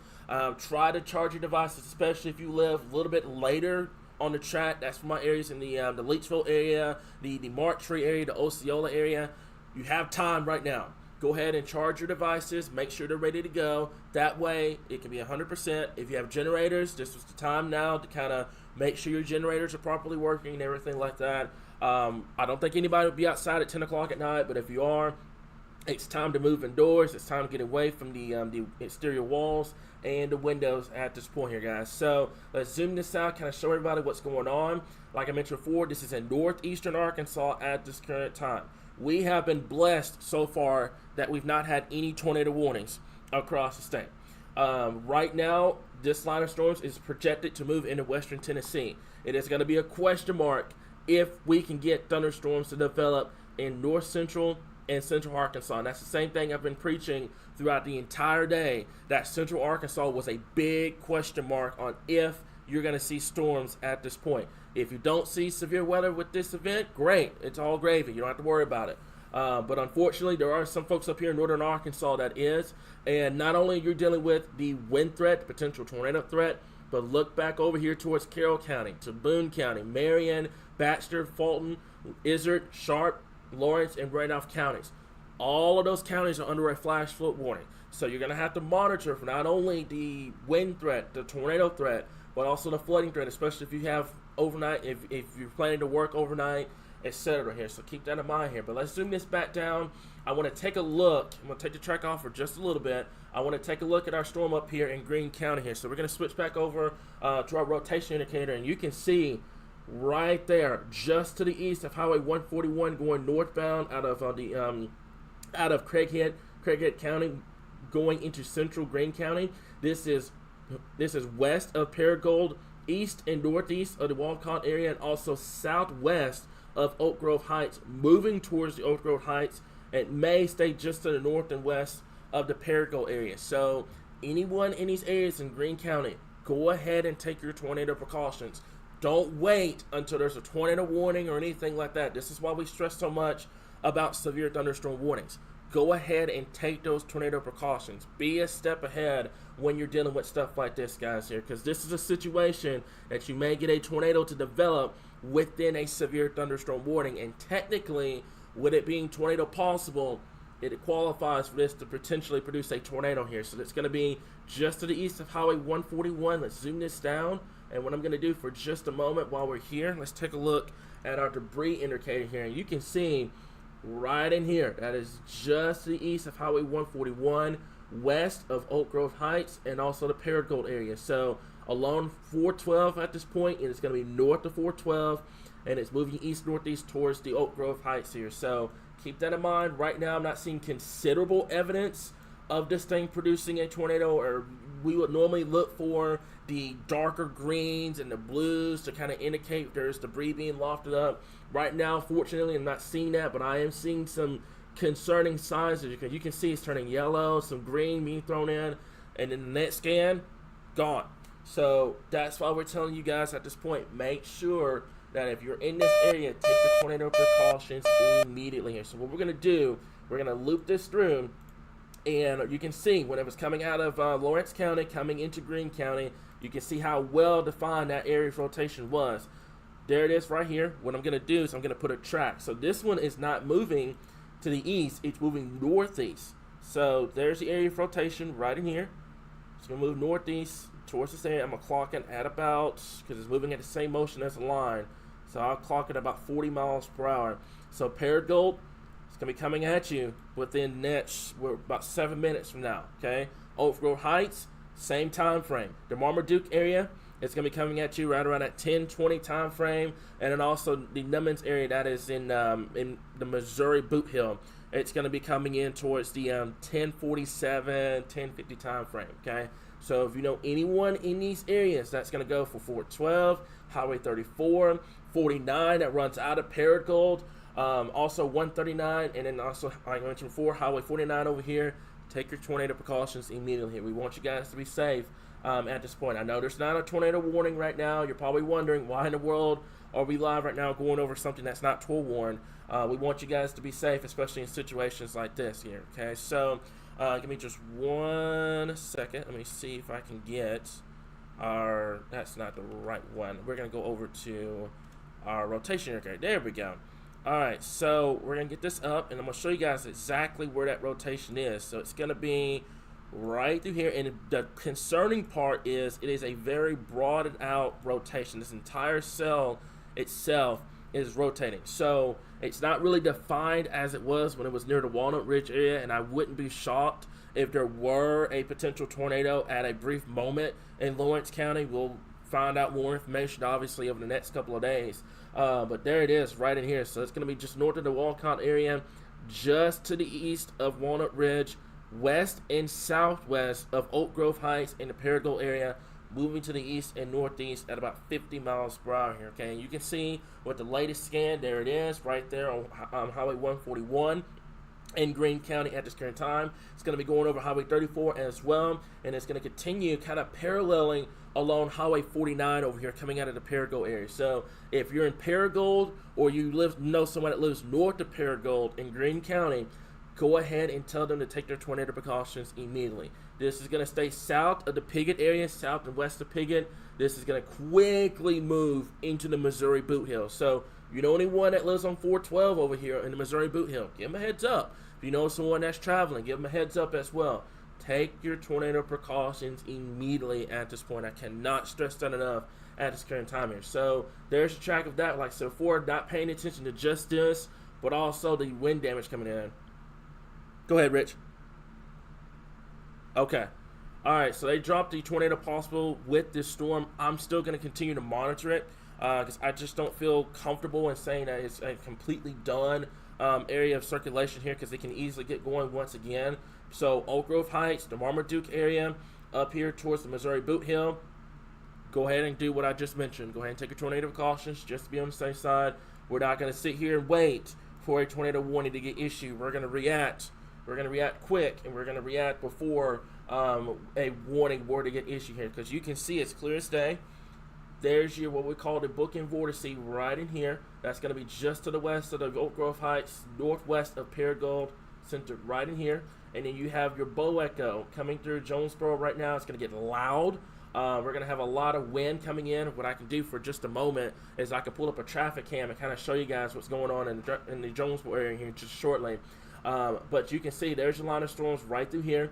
And it's something that we're going to have to continue to monitor as this line of storms continues to push off towards the east at about east and southeast, at about 50 miles per hour. So what I'm going to do, I'm going to loop the radar for just a little bit.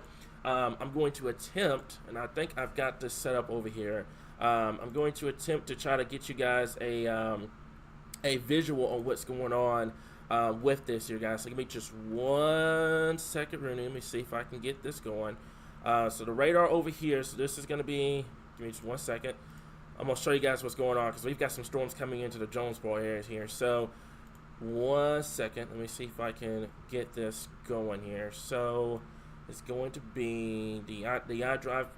And by the way, this is RDOT. This is not our cameras over here. So we're going to see if we can get this up. That's coming into western Jonesboro at this point. So give me just 1 second, guys. I'm going to get this up for everyone so you guys kind of see the storms that are coming in. But regardless of what's going on, 70-mile-per-hour winds and also the potential of a possible tornado up there in Greene County here. I think I've got it set up that way it can do it. So give me just 1 second. Let me see if I can get this going. And I think I have it set up for you guys so you guys can kind of check out what's going on here, okay? So let me double check, make sure. I think we're good. I think it should, if I do this correctly, it should just go ahead and go over. Okay, so you guys are going to see. There's the iDrive camera here. We're going to check out what's going on up here in Northeastern Arkansas here. So remember for just a moment. That's going to be right up here in the Jonesboro area. Let's take a look. Let's take a look at some traffic cams up here. And like I said, this is from iDrive. This is RDOT's cameras. This is not our cameras here at Arkansas Weather Watchers. I think that camera is down, so we're going to kind of zoom in, and we're going to use this camera here. So give me just 1 second. And you guys are going to see clear as day. You can see there's your storms coming in. All right, there's your storms coming in. This is the Jonesboro area, by the way. Storms are coming into the Jonesboro area right now. That's going to be 70-mile-per-hour winds coming in at this point. Like I mentioned before, we have to watch this very, very closely as this continues to move off towards the east and the southeast here at about 50 miles per hour. So this is a little bit of a grainy camera, but you guys can see the lightning, the heavy rainfall ongoing up here in Northeastern Arkansas. This is Jonesboro, by the way. What we're going to do for just a minute here, let's go ahead and take a look at some other areas for just a moment here, guys. So that's going to be US 49.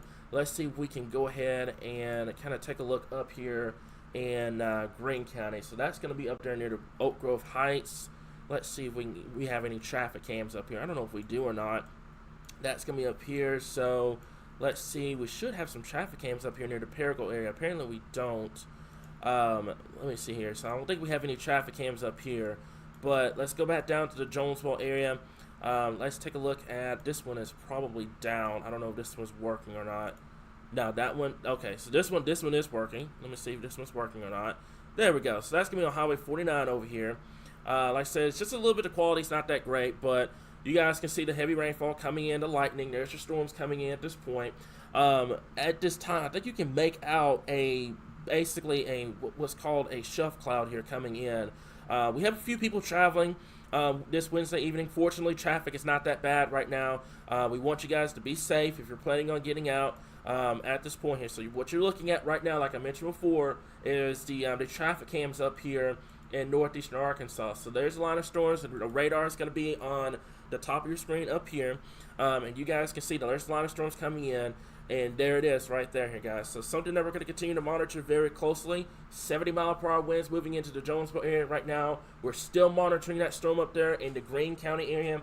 This is going to quickly move into Mississippi County, and then it's going to quickly move out by the time we get towards that 11-ish, 11:30 time frame here. And that is some insane lightning coming into the Jonesboro area at this point. So I'm fully expecting there may be some damage reports coming in at this time here. What you guys are looking at, this is on the west side of Jonesboro. Lots of lightning, heavy rainfall, could be some gusty winds within this line as well. I think the majority of the 70-mile-per-hour winds may be just to the north and east of Jonesboro, coming into more the Brooklyn area. But regardless, guys, we want you guys to be safe. We want you guys to go in.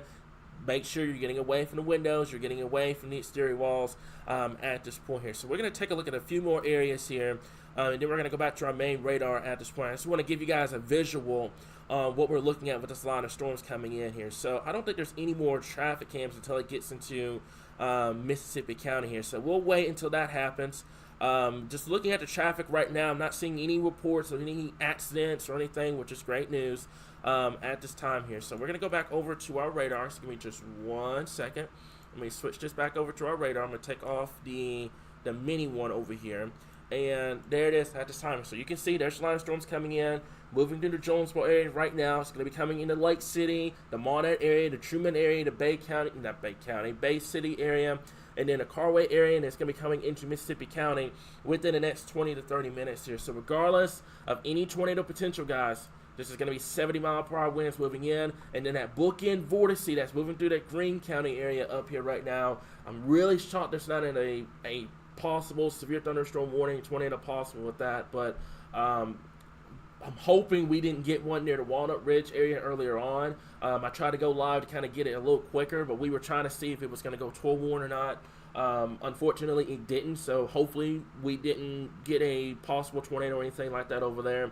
The considerable damage tax still remains in effect for Craighead County, Greene County, and also the Poinsett County over here as well. Now, let's talk about the rest of the state, because we've had a lot of people asking about Central Arkansas and North Central Arkansas, etc. here. So let's talk about the rest of the state at this point while we're still tracking these storms over here in Eastern Arkansas.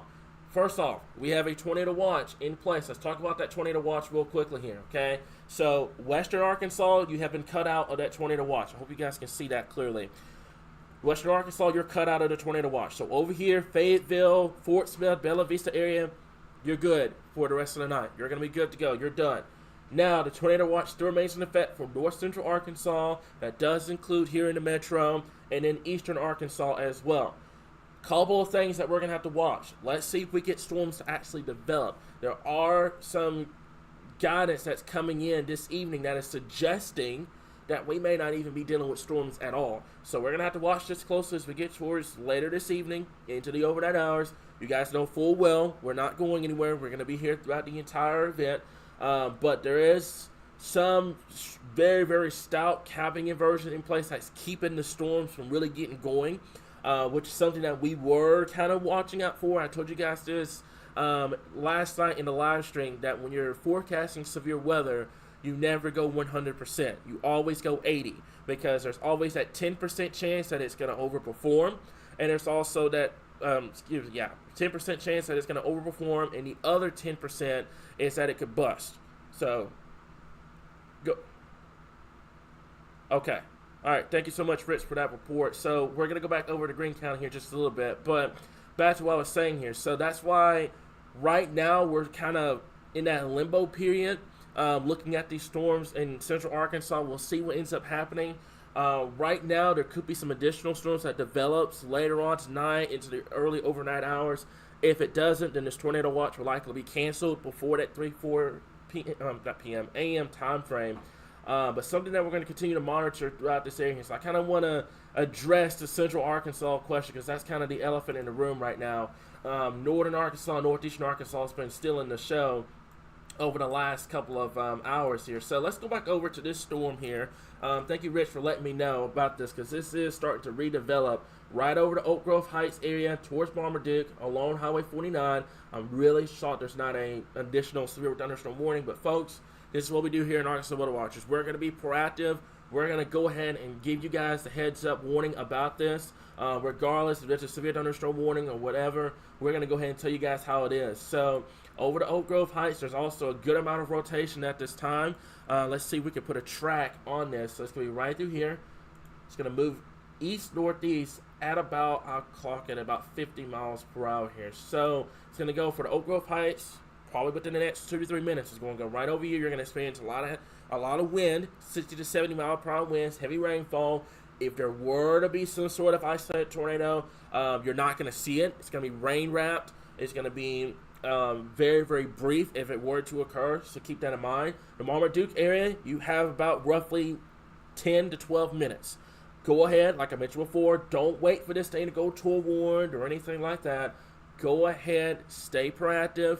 Get into that safe place. I'd rather for you guys to be in that safe place right now and nothing occurs than no warning, no anything, and something does occur. I'd rather for you guys to be safer. That's why we're live, because our consciousness just couldn't let this go. There was too much evidence of a rotation. There was no warning. We decided to go ahead and just break in at this point here. So Oak Grove Heights, Marmaduke area, going into the Missouri Boot Hill right around that 10:40, 10:50 time frame at this point, and then it will be out of Arkansas for good. Now, another thing that I'm going to keep an eye on here. Let's take a look at this entire line of storms. There's another area of rotation just to northwest of Monette. There's a couple of areas that are trying to sneak up on us along that Lake City, the Bay area at this point. Regardless of this is going to be capable of producing 70 mile per hour winds. So you need to take this as if it were a tornado warning because this is producing 70, 75, even greater mile per hour winds at this point as it continues to move out towards the east. Matter of fact, I'm going to take a look at our other radar over here on this other screen, and we're going to take a look and see how fast the winds are going at this point. So we've got winds at this time here easily picking up about 70 to 80 mile per hour winds coming into the Lake City area at this current time. So that's going to knock out power. That's going to produce some tree damage at this time. Something that we're going to continue to monitor here. But if you guys can do me a big favor, and if you know anyone up here in Northeast Arkansas, let's get this live stream out. I know there's not a tornado warning in place right now. I understand that. But don't wait for a tornado warning to get issued before you take action. That's why we're live right now, giving you guys the updates with this here. So now there's a new severe thunderstorm warning. I think they have dropped. They did drop the considerable damage tag. I don't know why. You're still seeing evidence of 70 to 80 mile per hour winds. You can see clearly coming into the Lake City area. There's also another area of rotation trying to get going just to the west and northwest of the Monette area, and also Oak Grove Heights. So we'll watch the situation closely, guys. But like I said before, I just couldn't in the right mind let this go without giving you guys some sort of an update on what's going on across the state here. So let's zoom this back out. Like I said before, there's a lot of storms moving in. We're going to have that traffic cam up here in just a little bit. That's going to show areas over here on Highway 61. Let's get the interstates up, by the way. I'm not sure why the interstates weren't showing up, but I think that's going to be over here towards Interstate 55, I-55 over here. We'll take a look at that iDrive cam here in just a little bit. But right now, as I mentioned before, there's a lot of storms coming in. We're still going to continue to monitor this.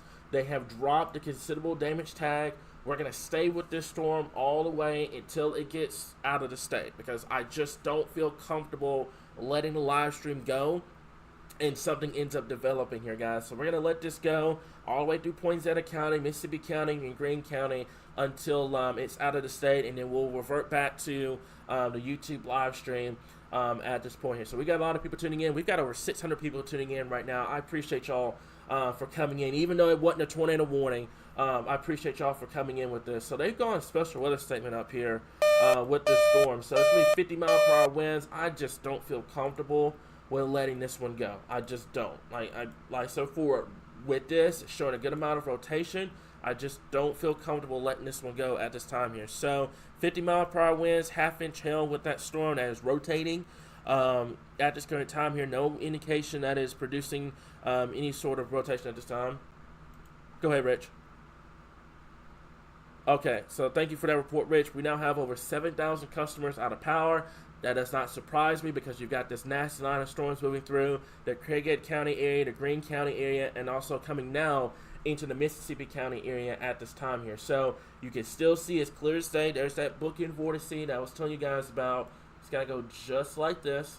So you can see that's where you have to keep an eye on for any potential rotation just to the north and northeast of the Perigo area. And you can see along that line itself, is producing upwards to 70 to 80 mile per hour winds. I'm not sure why this doesn't have a considerable damage tag with it, but folks, we're going to go with it. We're going to go with the cards that are being dealt with us tonight here. So let's take a look at this. Like I mentioned before, there's your line of storms coming into the Lake City area, the Monette area over here in Mississippi County. Also, let's take a look at these storms up here. Now, this one up here, there's your area of rotation. I've been kind of throwing at you guys, telling you guys, make sure that you're in your safe place.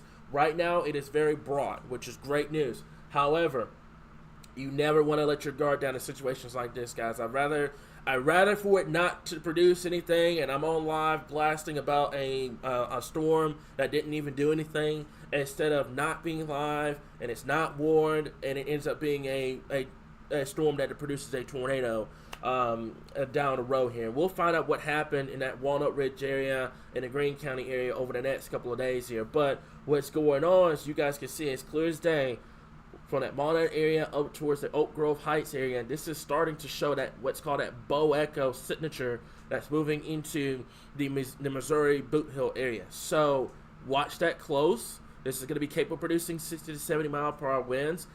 Further to the south, let's take a look at these storms down here. You guys can see just to the west of Lake City, I believe that is going to be, let me see here, let me see if I can get my roads up. That's going to be right here. That's going to be Highway 18. I figured that was 18.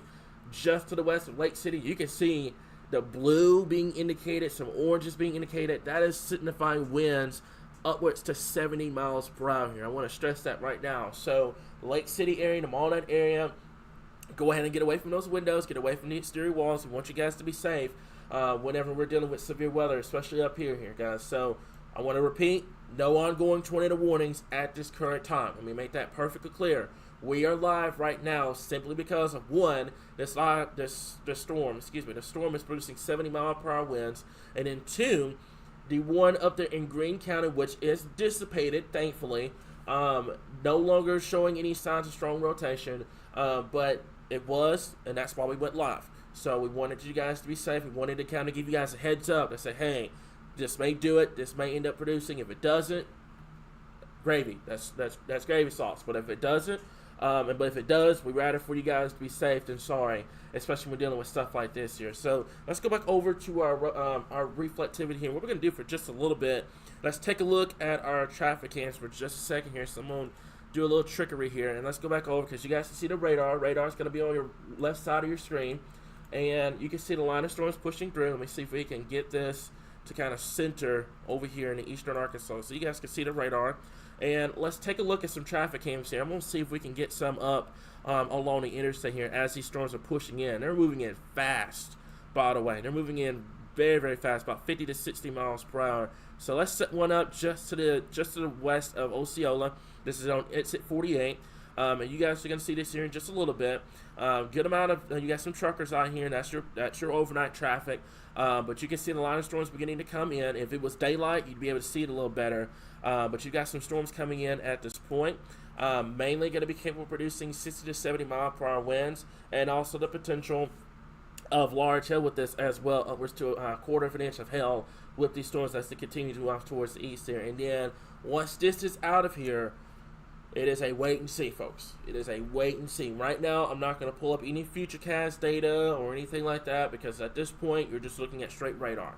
Radar is going to tell the 100% truth over any kind of model data at this time here. So you can see, like I mentioned before, this is looking just to the west of the Osceola area at this current time here. And you can see the line of storms moving in at this point. This is going to continue to move off towards the east at about 50 to 60 miles per hour. So I'm going to leave this traffic cam up to kind of give you guys a visual on this line of storms as they're moving in. While we're doing that, we're going to take a look. I've got some photos in as well. One more thing I want to stress too is I'm looking at our other radar over here, and boy, a good amount of wind coming in. That's going to be just over here towards the Lake City area. So let me make sure this is confirmed. That's going to be our other radar over here. But you guys can see upwards to 70 to 75 mile per hour winds coming in. That's going to be just to the south of Lake City. So we're going to zoom this down, and it's going to be right through here. So you guys can see the winds coming in. Let's go back over to our rotation indicator for just a little bit, and you guys can see the vast amount of winds coming in across the Lake City area at this current time. That's going to continue to move towards the interstate. If you're planning on traveling on the interstate going towards the Blytheville area, be mindful. There could be some very strong winds coming in at this current time here. So what we're going to do for just a little bit, let's take a look at some other areas. It's going to be a little bit before it gets to the Osceola area. So let's see if we can get some a little bit further to the west here. That's Jonesboro. I don't think we have a lot of traffic cams up here in Northeastern Arkansas. So let's go back. We'll go back over to the one over here. Let's see if we have one that's a little bit better. I don't know if this one's better or not. That one's a little worse. Let's go over to, there's one near Keesler.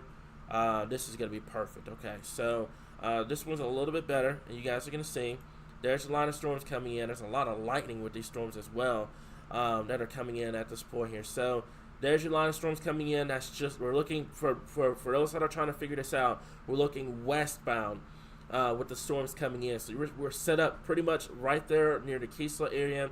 You're looking westbound. This is, by the way, this is from RDOT. This is not our cameras. We want to give credit to them. We can use their cameras for use, but I want to give credit to them. They're the ones that have these cameras out. But you can see there's a line of storms moving in at this point. One thing I'm going to keep an eye on here, and it's just these areas of rotation here near the Carway area that is along and just to the east of Highway 136. That's going to continue to move out towards the east here. So something that we're going to continue to monitor as we get towards later on this evening and into the overnight hours here, as this line continues to push off towards the east at this time. So let's zoom out. Let's see here. I think it's going to be a little bit more time for that coming in, but you can see the line of storms coming in right now, and the lightning. The lightning is crazy with these storms coming in. I think we have a total of about 100, 200 lightning strikes per second with these line of storms coming in. It could be a little greater than that, but you can see 60 to 70 mile per hour winds moving in. That's going to go for our folks over here in Mississippi County. And then, like I mentioned before, I'm still monitoring that one up there in the Oak Grove Heights. That one's now moved into the Missouri Boot Hills, so it's out of Arkansas. But regardless, there's your line of storms moving in. That's going to go for the Craighead County area, the Poinsett County area, and also the Mississippi County area up here in northeastern Arkansas. So we're going to return to this camera here in just a little bit. Let's go back over to our radar for just a moment. I'm going to take this off for just a little bit. And you guys can see, like I mentioned before, there's your line of storms moving in. There's your lightning rate with this, guys, and it's a lot of lightning coming in at this point. So what I'm going to do for just a moment, while we're still monitoring this storm, I'm going to switch over temporarily over to Little Rock's radar to kind of put a lot of minds to ease, because I know we're talking about North Arkansas and Northeast Arkansas, but what about Central? What about North Central Arkansas? What about Southern Arkansas at this point? So we're going to get the radar up for Little Rock, and we can take a look and see what's going on here. So the one behind me is the storms. We've got some storms ongoing across northern Arkansas and across north central Arkansas. Now, these are just pop-up storms at this time. Right now, what we're waiting on is if some of these storms can either go severe, could they go toll-warned, or anything like that. We'll be here. We'll be watching the radar very, very closely here as we get towards the overnight hours of tonight. But you can see from Newton County to Searcy County to Polk, Johnson, Logan County, Yell County, Scott County, that's going to be the area that we're going to watch closely. Like I mentioned before, it is a wait and see. We have a lot of what's called a capping inversion in place. Matter of fact, while I have everybody here, let's take a look at that. Let's take a look at what I mean about that here. So we're going to go over to, I think it's going to be this one, and this is going to be your what's called your surface sin, or basically your capping inversion. This is going to be your capping inhibition, which is layman's terms, your capping inversion. So one time I don't have a bottle again, but it's fine. You can see basically there's a good amount of good amount of cap in place from central Arkansas down to southern Arkansas here. So that's why you really haven't seen much. Now, what's going to happen? This is going to eventually erode because you get later into the night, your atmosphere starts to cool off. Basically, all this is smoke and mirrors for warm air aloft. That's literally all what it is. It's warm air above the surface. That's all what it is at the end of the day. So let's get this cooled off while the frontal boundary is attempting to still move our way. Could we see storms start to pop up? That is a possibility. But like I mentioned before, it is a big question mark on if we can get storms to actually get going across the area here. Okay, so regardless, far northern Arkansas, for my folks up here towards Harrison, the Baxter County, Fulton County, Izard County, Sharp County, Lawrence, Randolph, Baxter, Marion, Boone, and Carroll counties up there, flood threat still continues. We are starting to see some cells start to go up across Newton County, Searcy County, Johnson County, Polk County, and also Logan County over here. So we'll keep an eye on these storms. None of them are severe at this point. Could they go severe? Obviously, the environment is in place for you to see the potential of seeing severe weather. But right now, we're not really expecting too much in a way for our folks along Interstate 30, Interstate 40, and South Arkansas. If you're listening to this, get some sleep. Just get some sleep. You're good. If you know somebody in northern Arkansas, you have family members, friends, give them a heads up, share the live stream, but you can get some sleep. You're going to be good down there across South Arkansas tonight. A very warm and humid evening for those folks down there, but you're going to be good to go. But North Arkansas, if you're in this tornado watch, stay aware. Stay up with me. I know it's going to go to 2, 3 o'clock in the morning. It's a week. So you're going to have, you're getting up in the morning, going to work, etc. Continue to monitor these storms. That's the biggest thing I want to stress to you guys right now. So tornado watch is going to go until 3 o'clock in the morning. There's your line of storms pushing in, like I said, towards the Osceola area. Still producing 60 to 70 mile per hour winds. I'm still seeing a considerable amount of wind on our other product over here. But like I mentioned before, take those precautions. Whenever you're dealing with 60 to 70 mile per hour winds, you want to get away from the windows. And the reason why we tell you that is because whenever you're dealing with 60 to 70 mile per hour winds, especially 70 or greater, they can be known to blow out windows.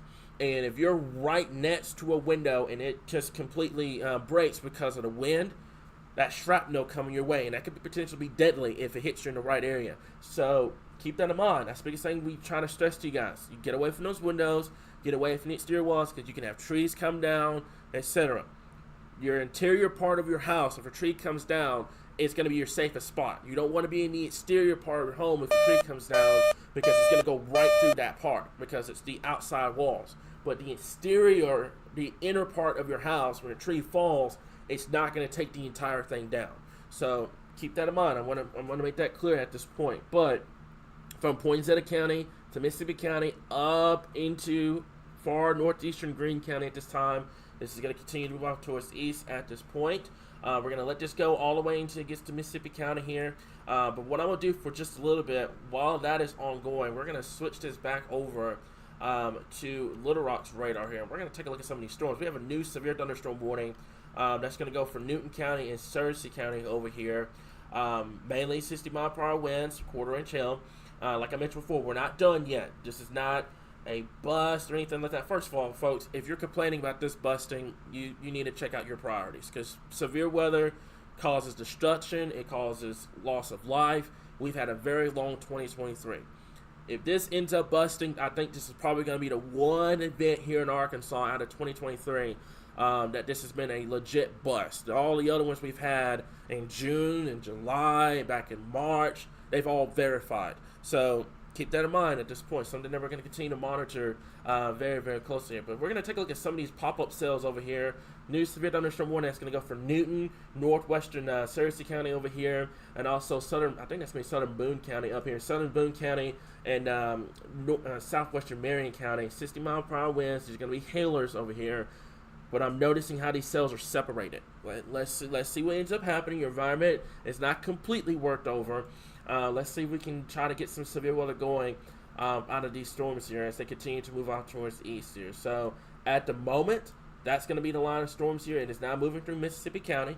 Once it crosses over the interstate, what we're going to do, we're going to switch right back over to the YouTube continuous coverage. Facebook, you're going to have radar updates just constantly filling up your feed, which is going to be okay.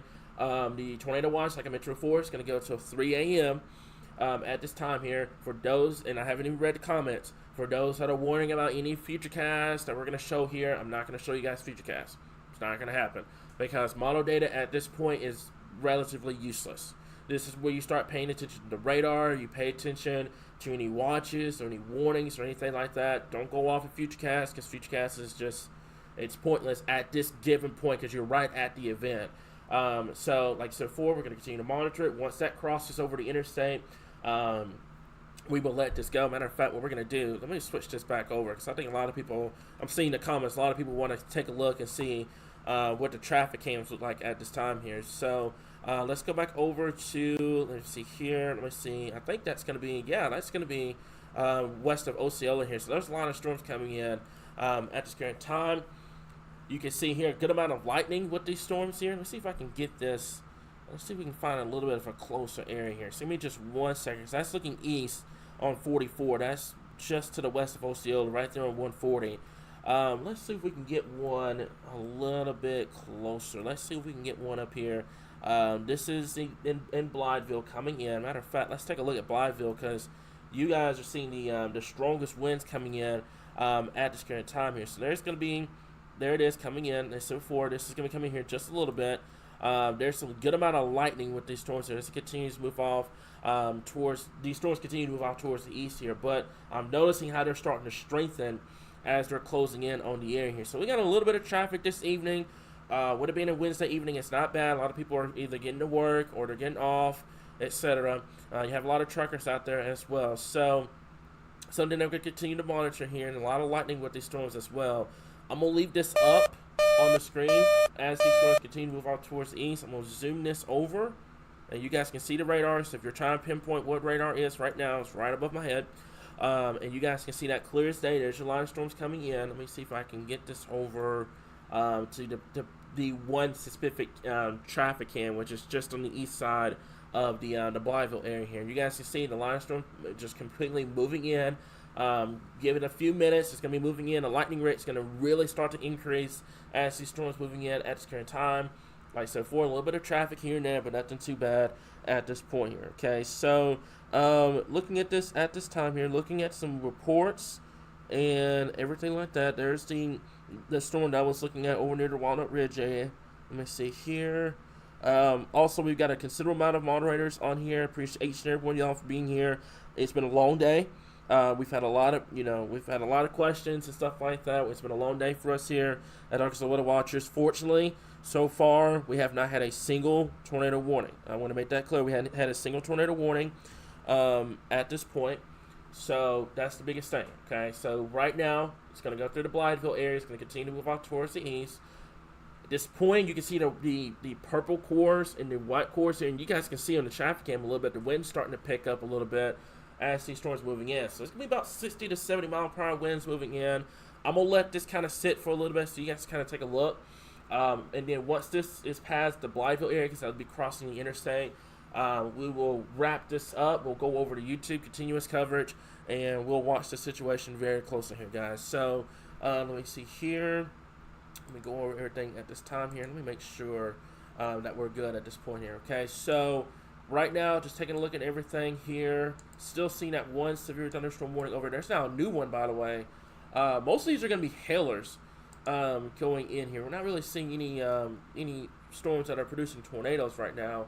But these are mainly going to be hailers over here. So that's going to go for Stone County, Surrey County, Baxter County here. It's moving east at 40 miles per hour.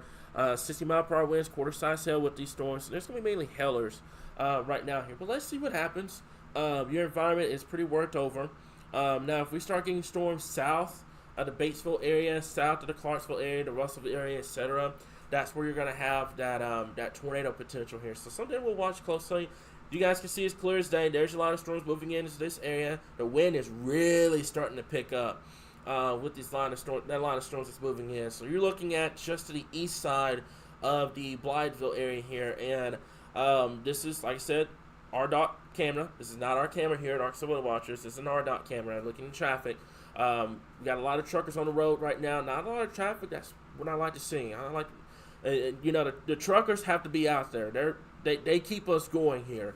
But everybody else, it's 10 o'clock at night. Everyone's probably trying to lay down, get ready for tomorrow, another work day. But right now, as you can see, heavy rainfall moving in.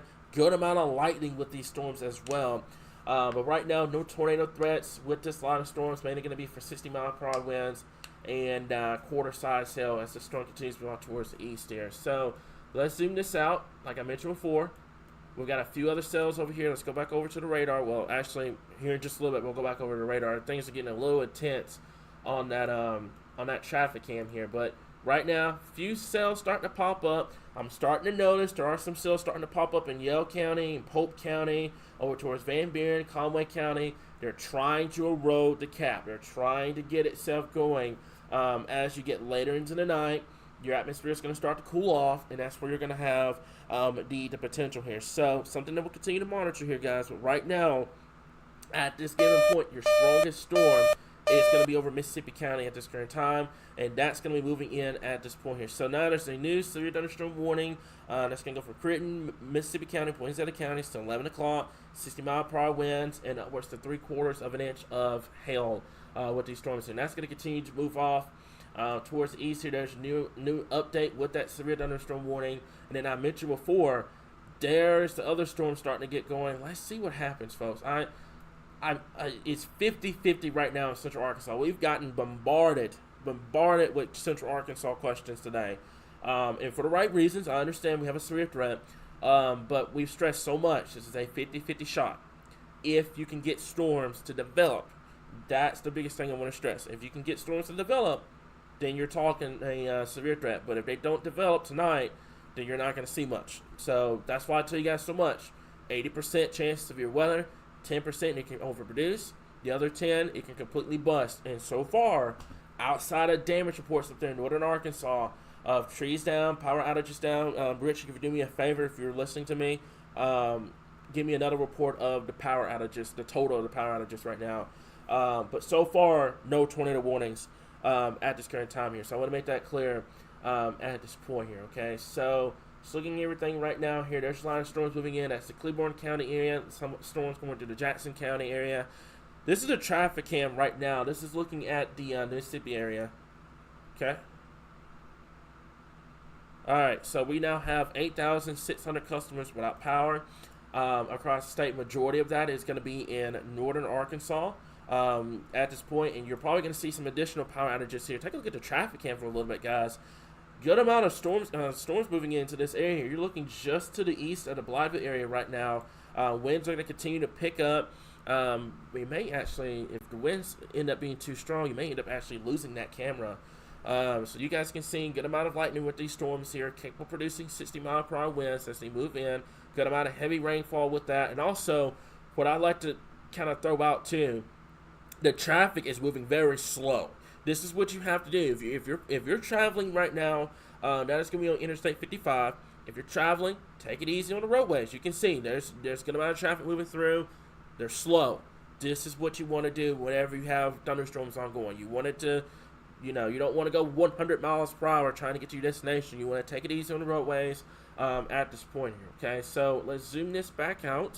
So you guys can see there's a lot of storms moving in. It's going to be coming into this area here, okay? So at this time here, I think with it going over the interstate, and we're back down to a base severe thunderstorm warning, what we're going to do is we're going to go back over to our YouTube continuous coverage, okay?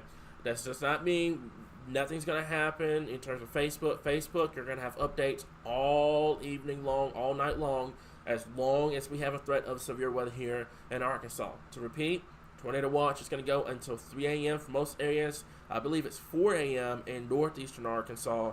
Western Arkansas, you are officially out of the tornado watch area. So the Fort Smith area up towards Fayetteville, the Bella Vista area, you're solid. You're good. But everybody else right now that is still in the tornado watch, you still need to monitor it. If nothing happens, don't complain about it. Consider it a blessing, because this year has been nothing short than active for us here in Arkansas. So I think that's all I got for you guys at this current time. I do appreciate each and every one of y'all to coming in, especially for a storm that was not forewarned. Hopefully we don't get anything reported out of that over the next couple of days, but if we do, we were live and we were able to give you guys a live update here, guys. So that's all I got for you guys at this time. Y'all take care. If we're having any tornado warnings or anything like that, we will be back live and we'll continue to keep you guys updated right here, your source for all things Arkansas weather.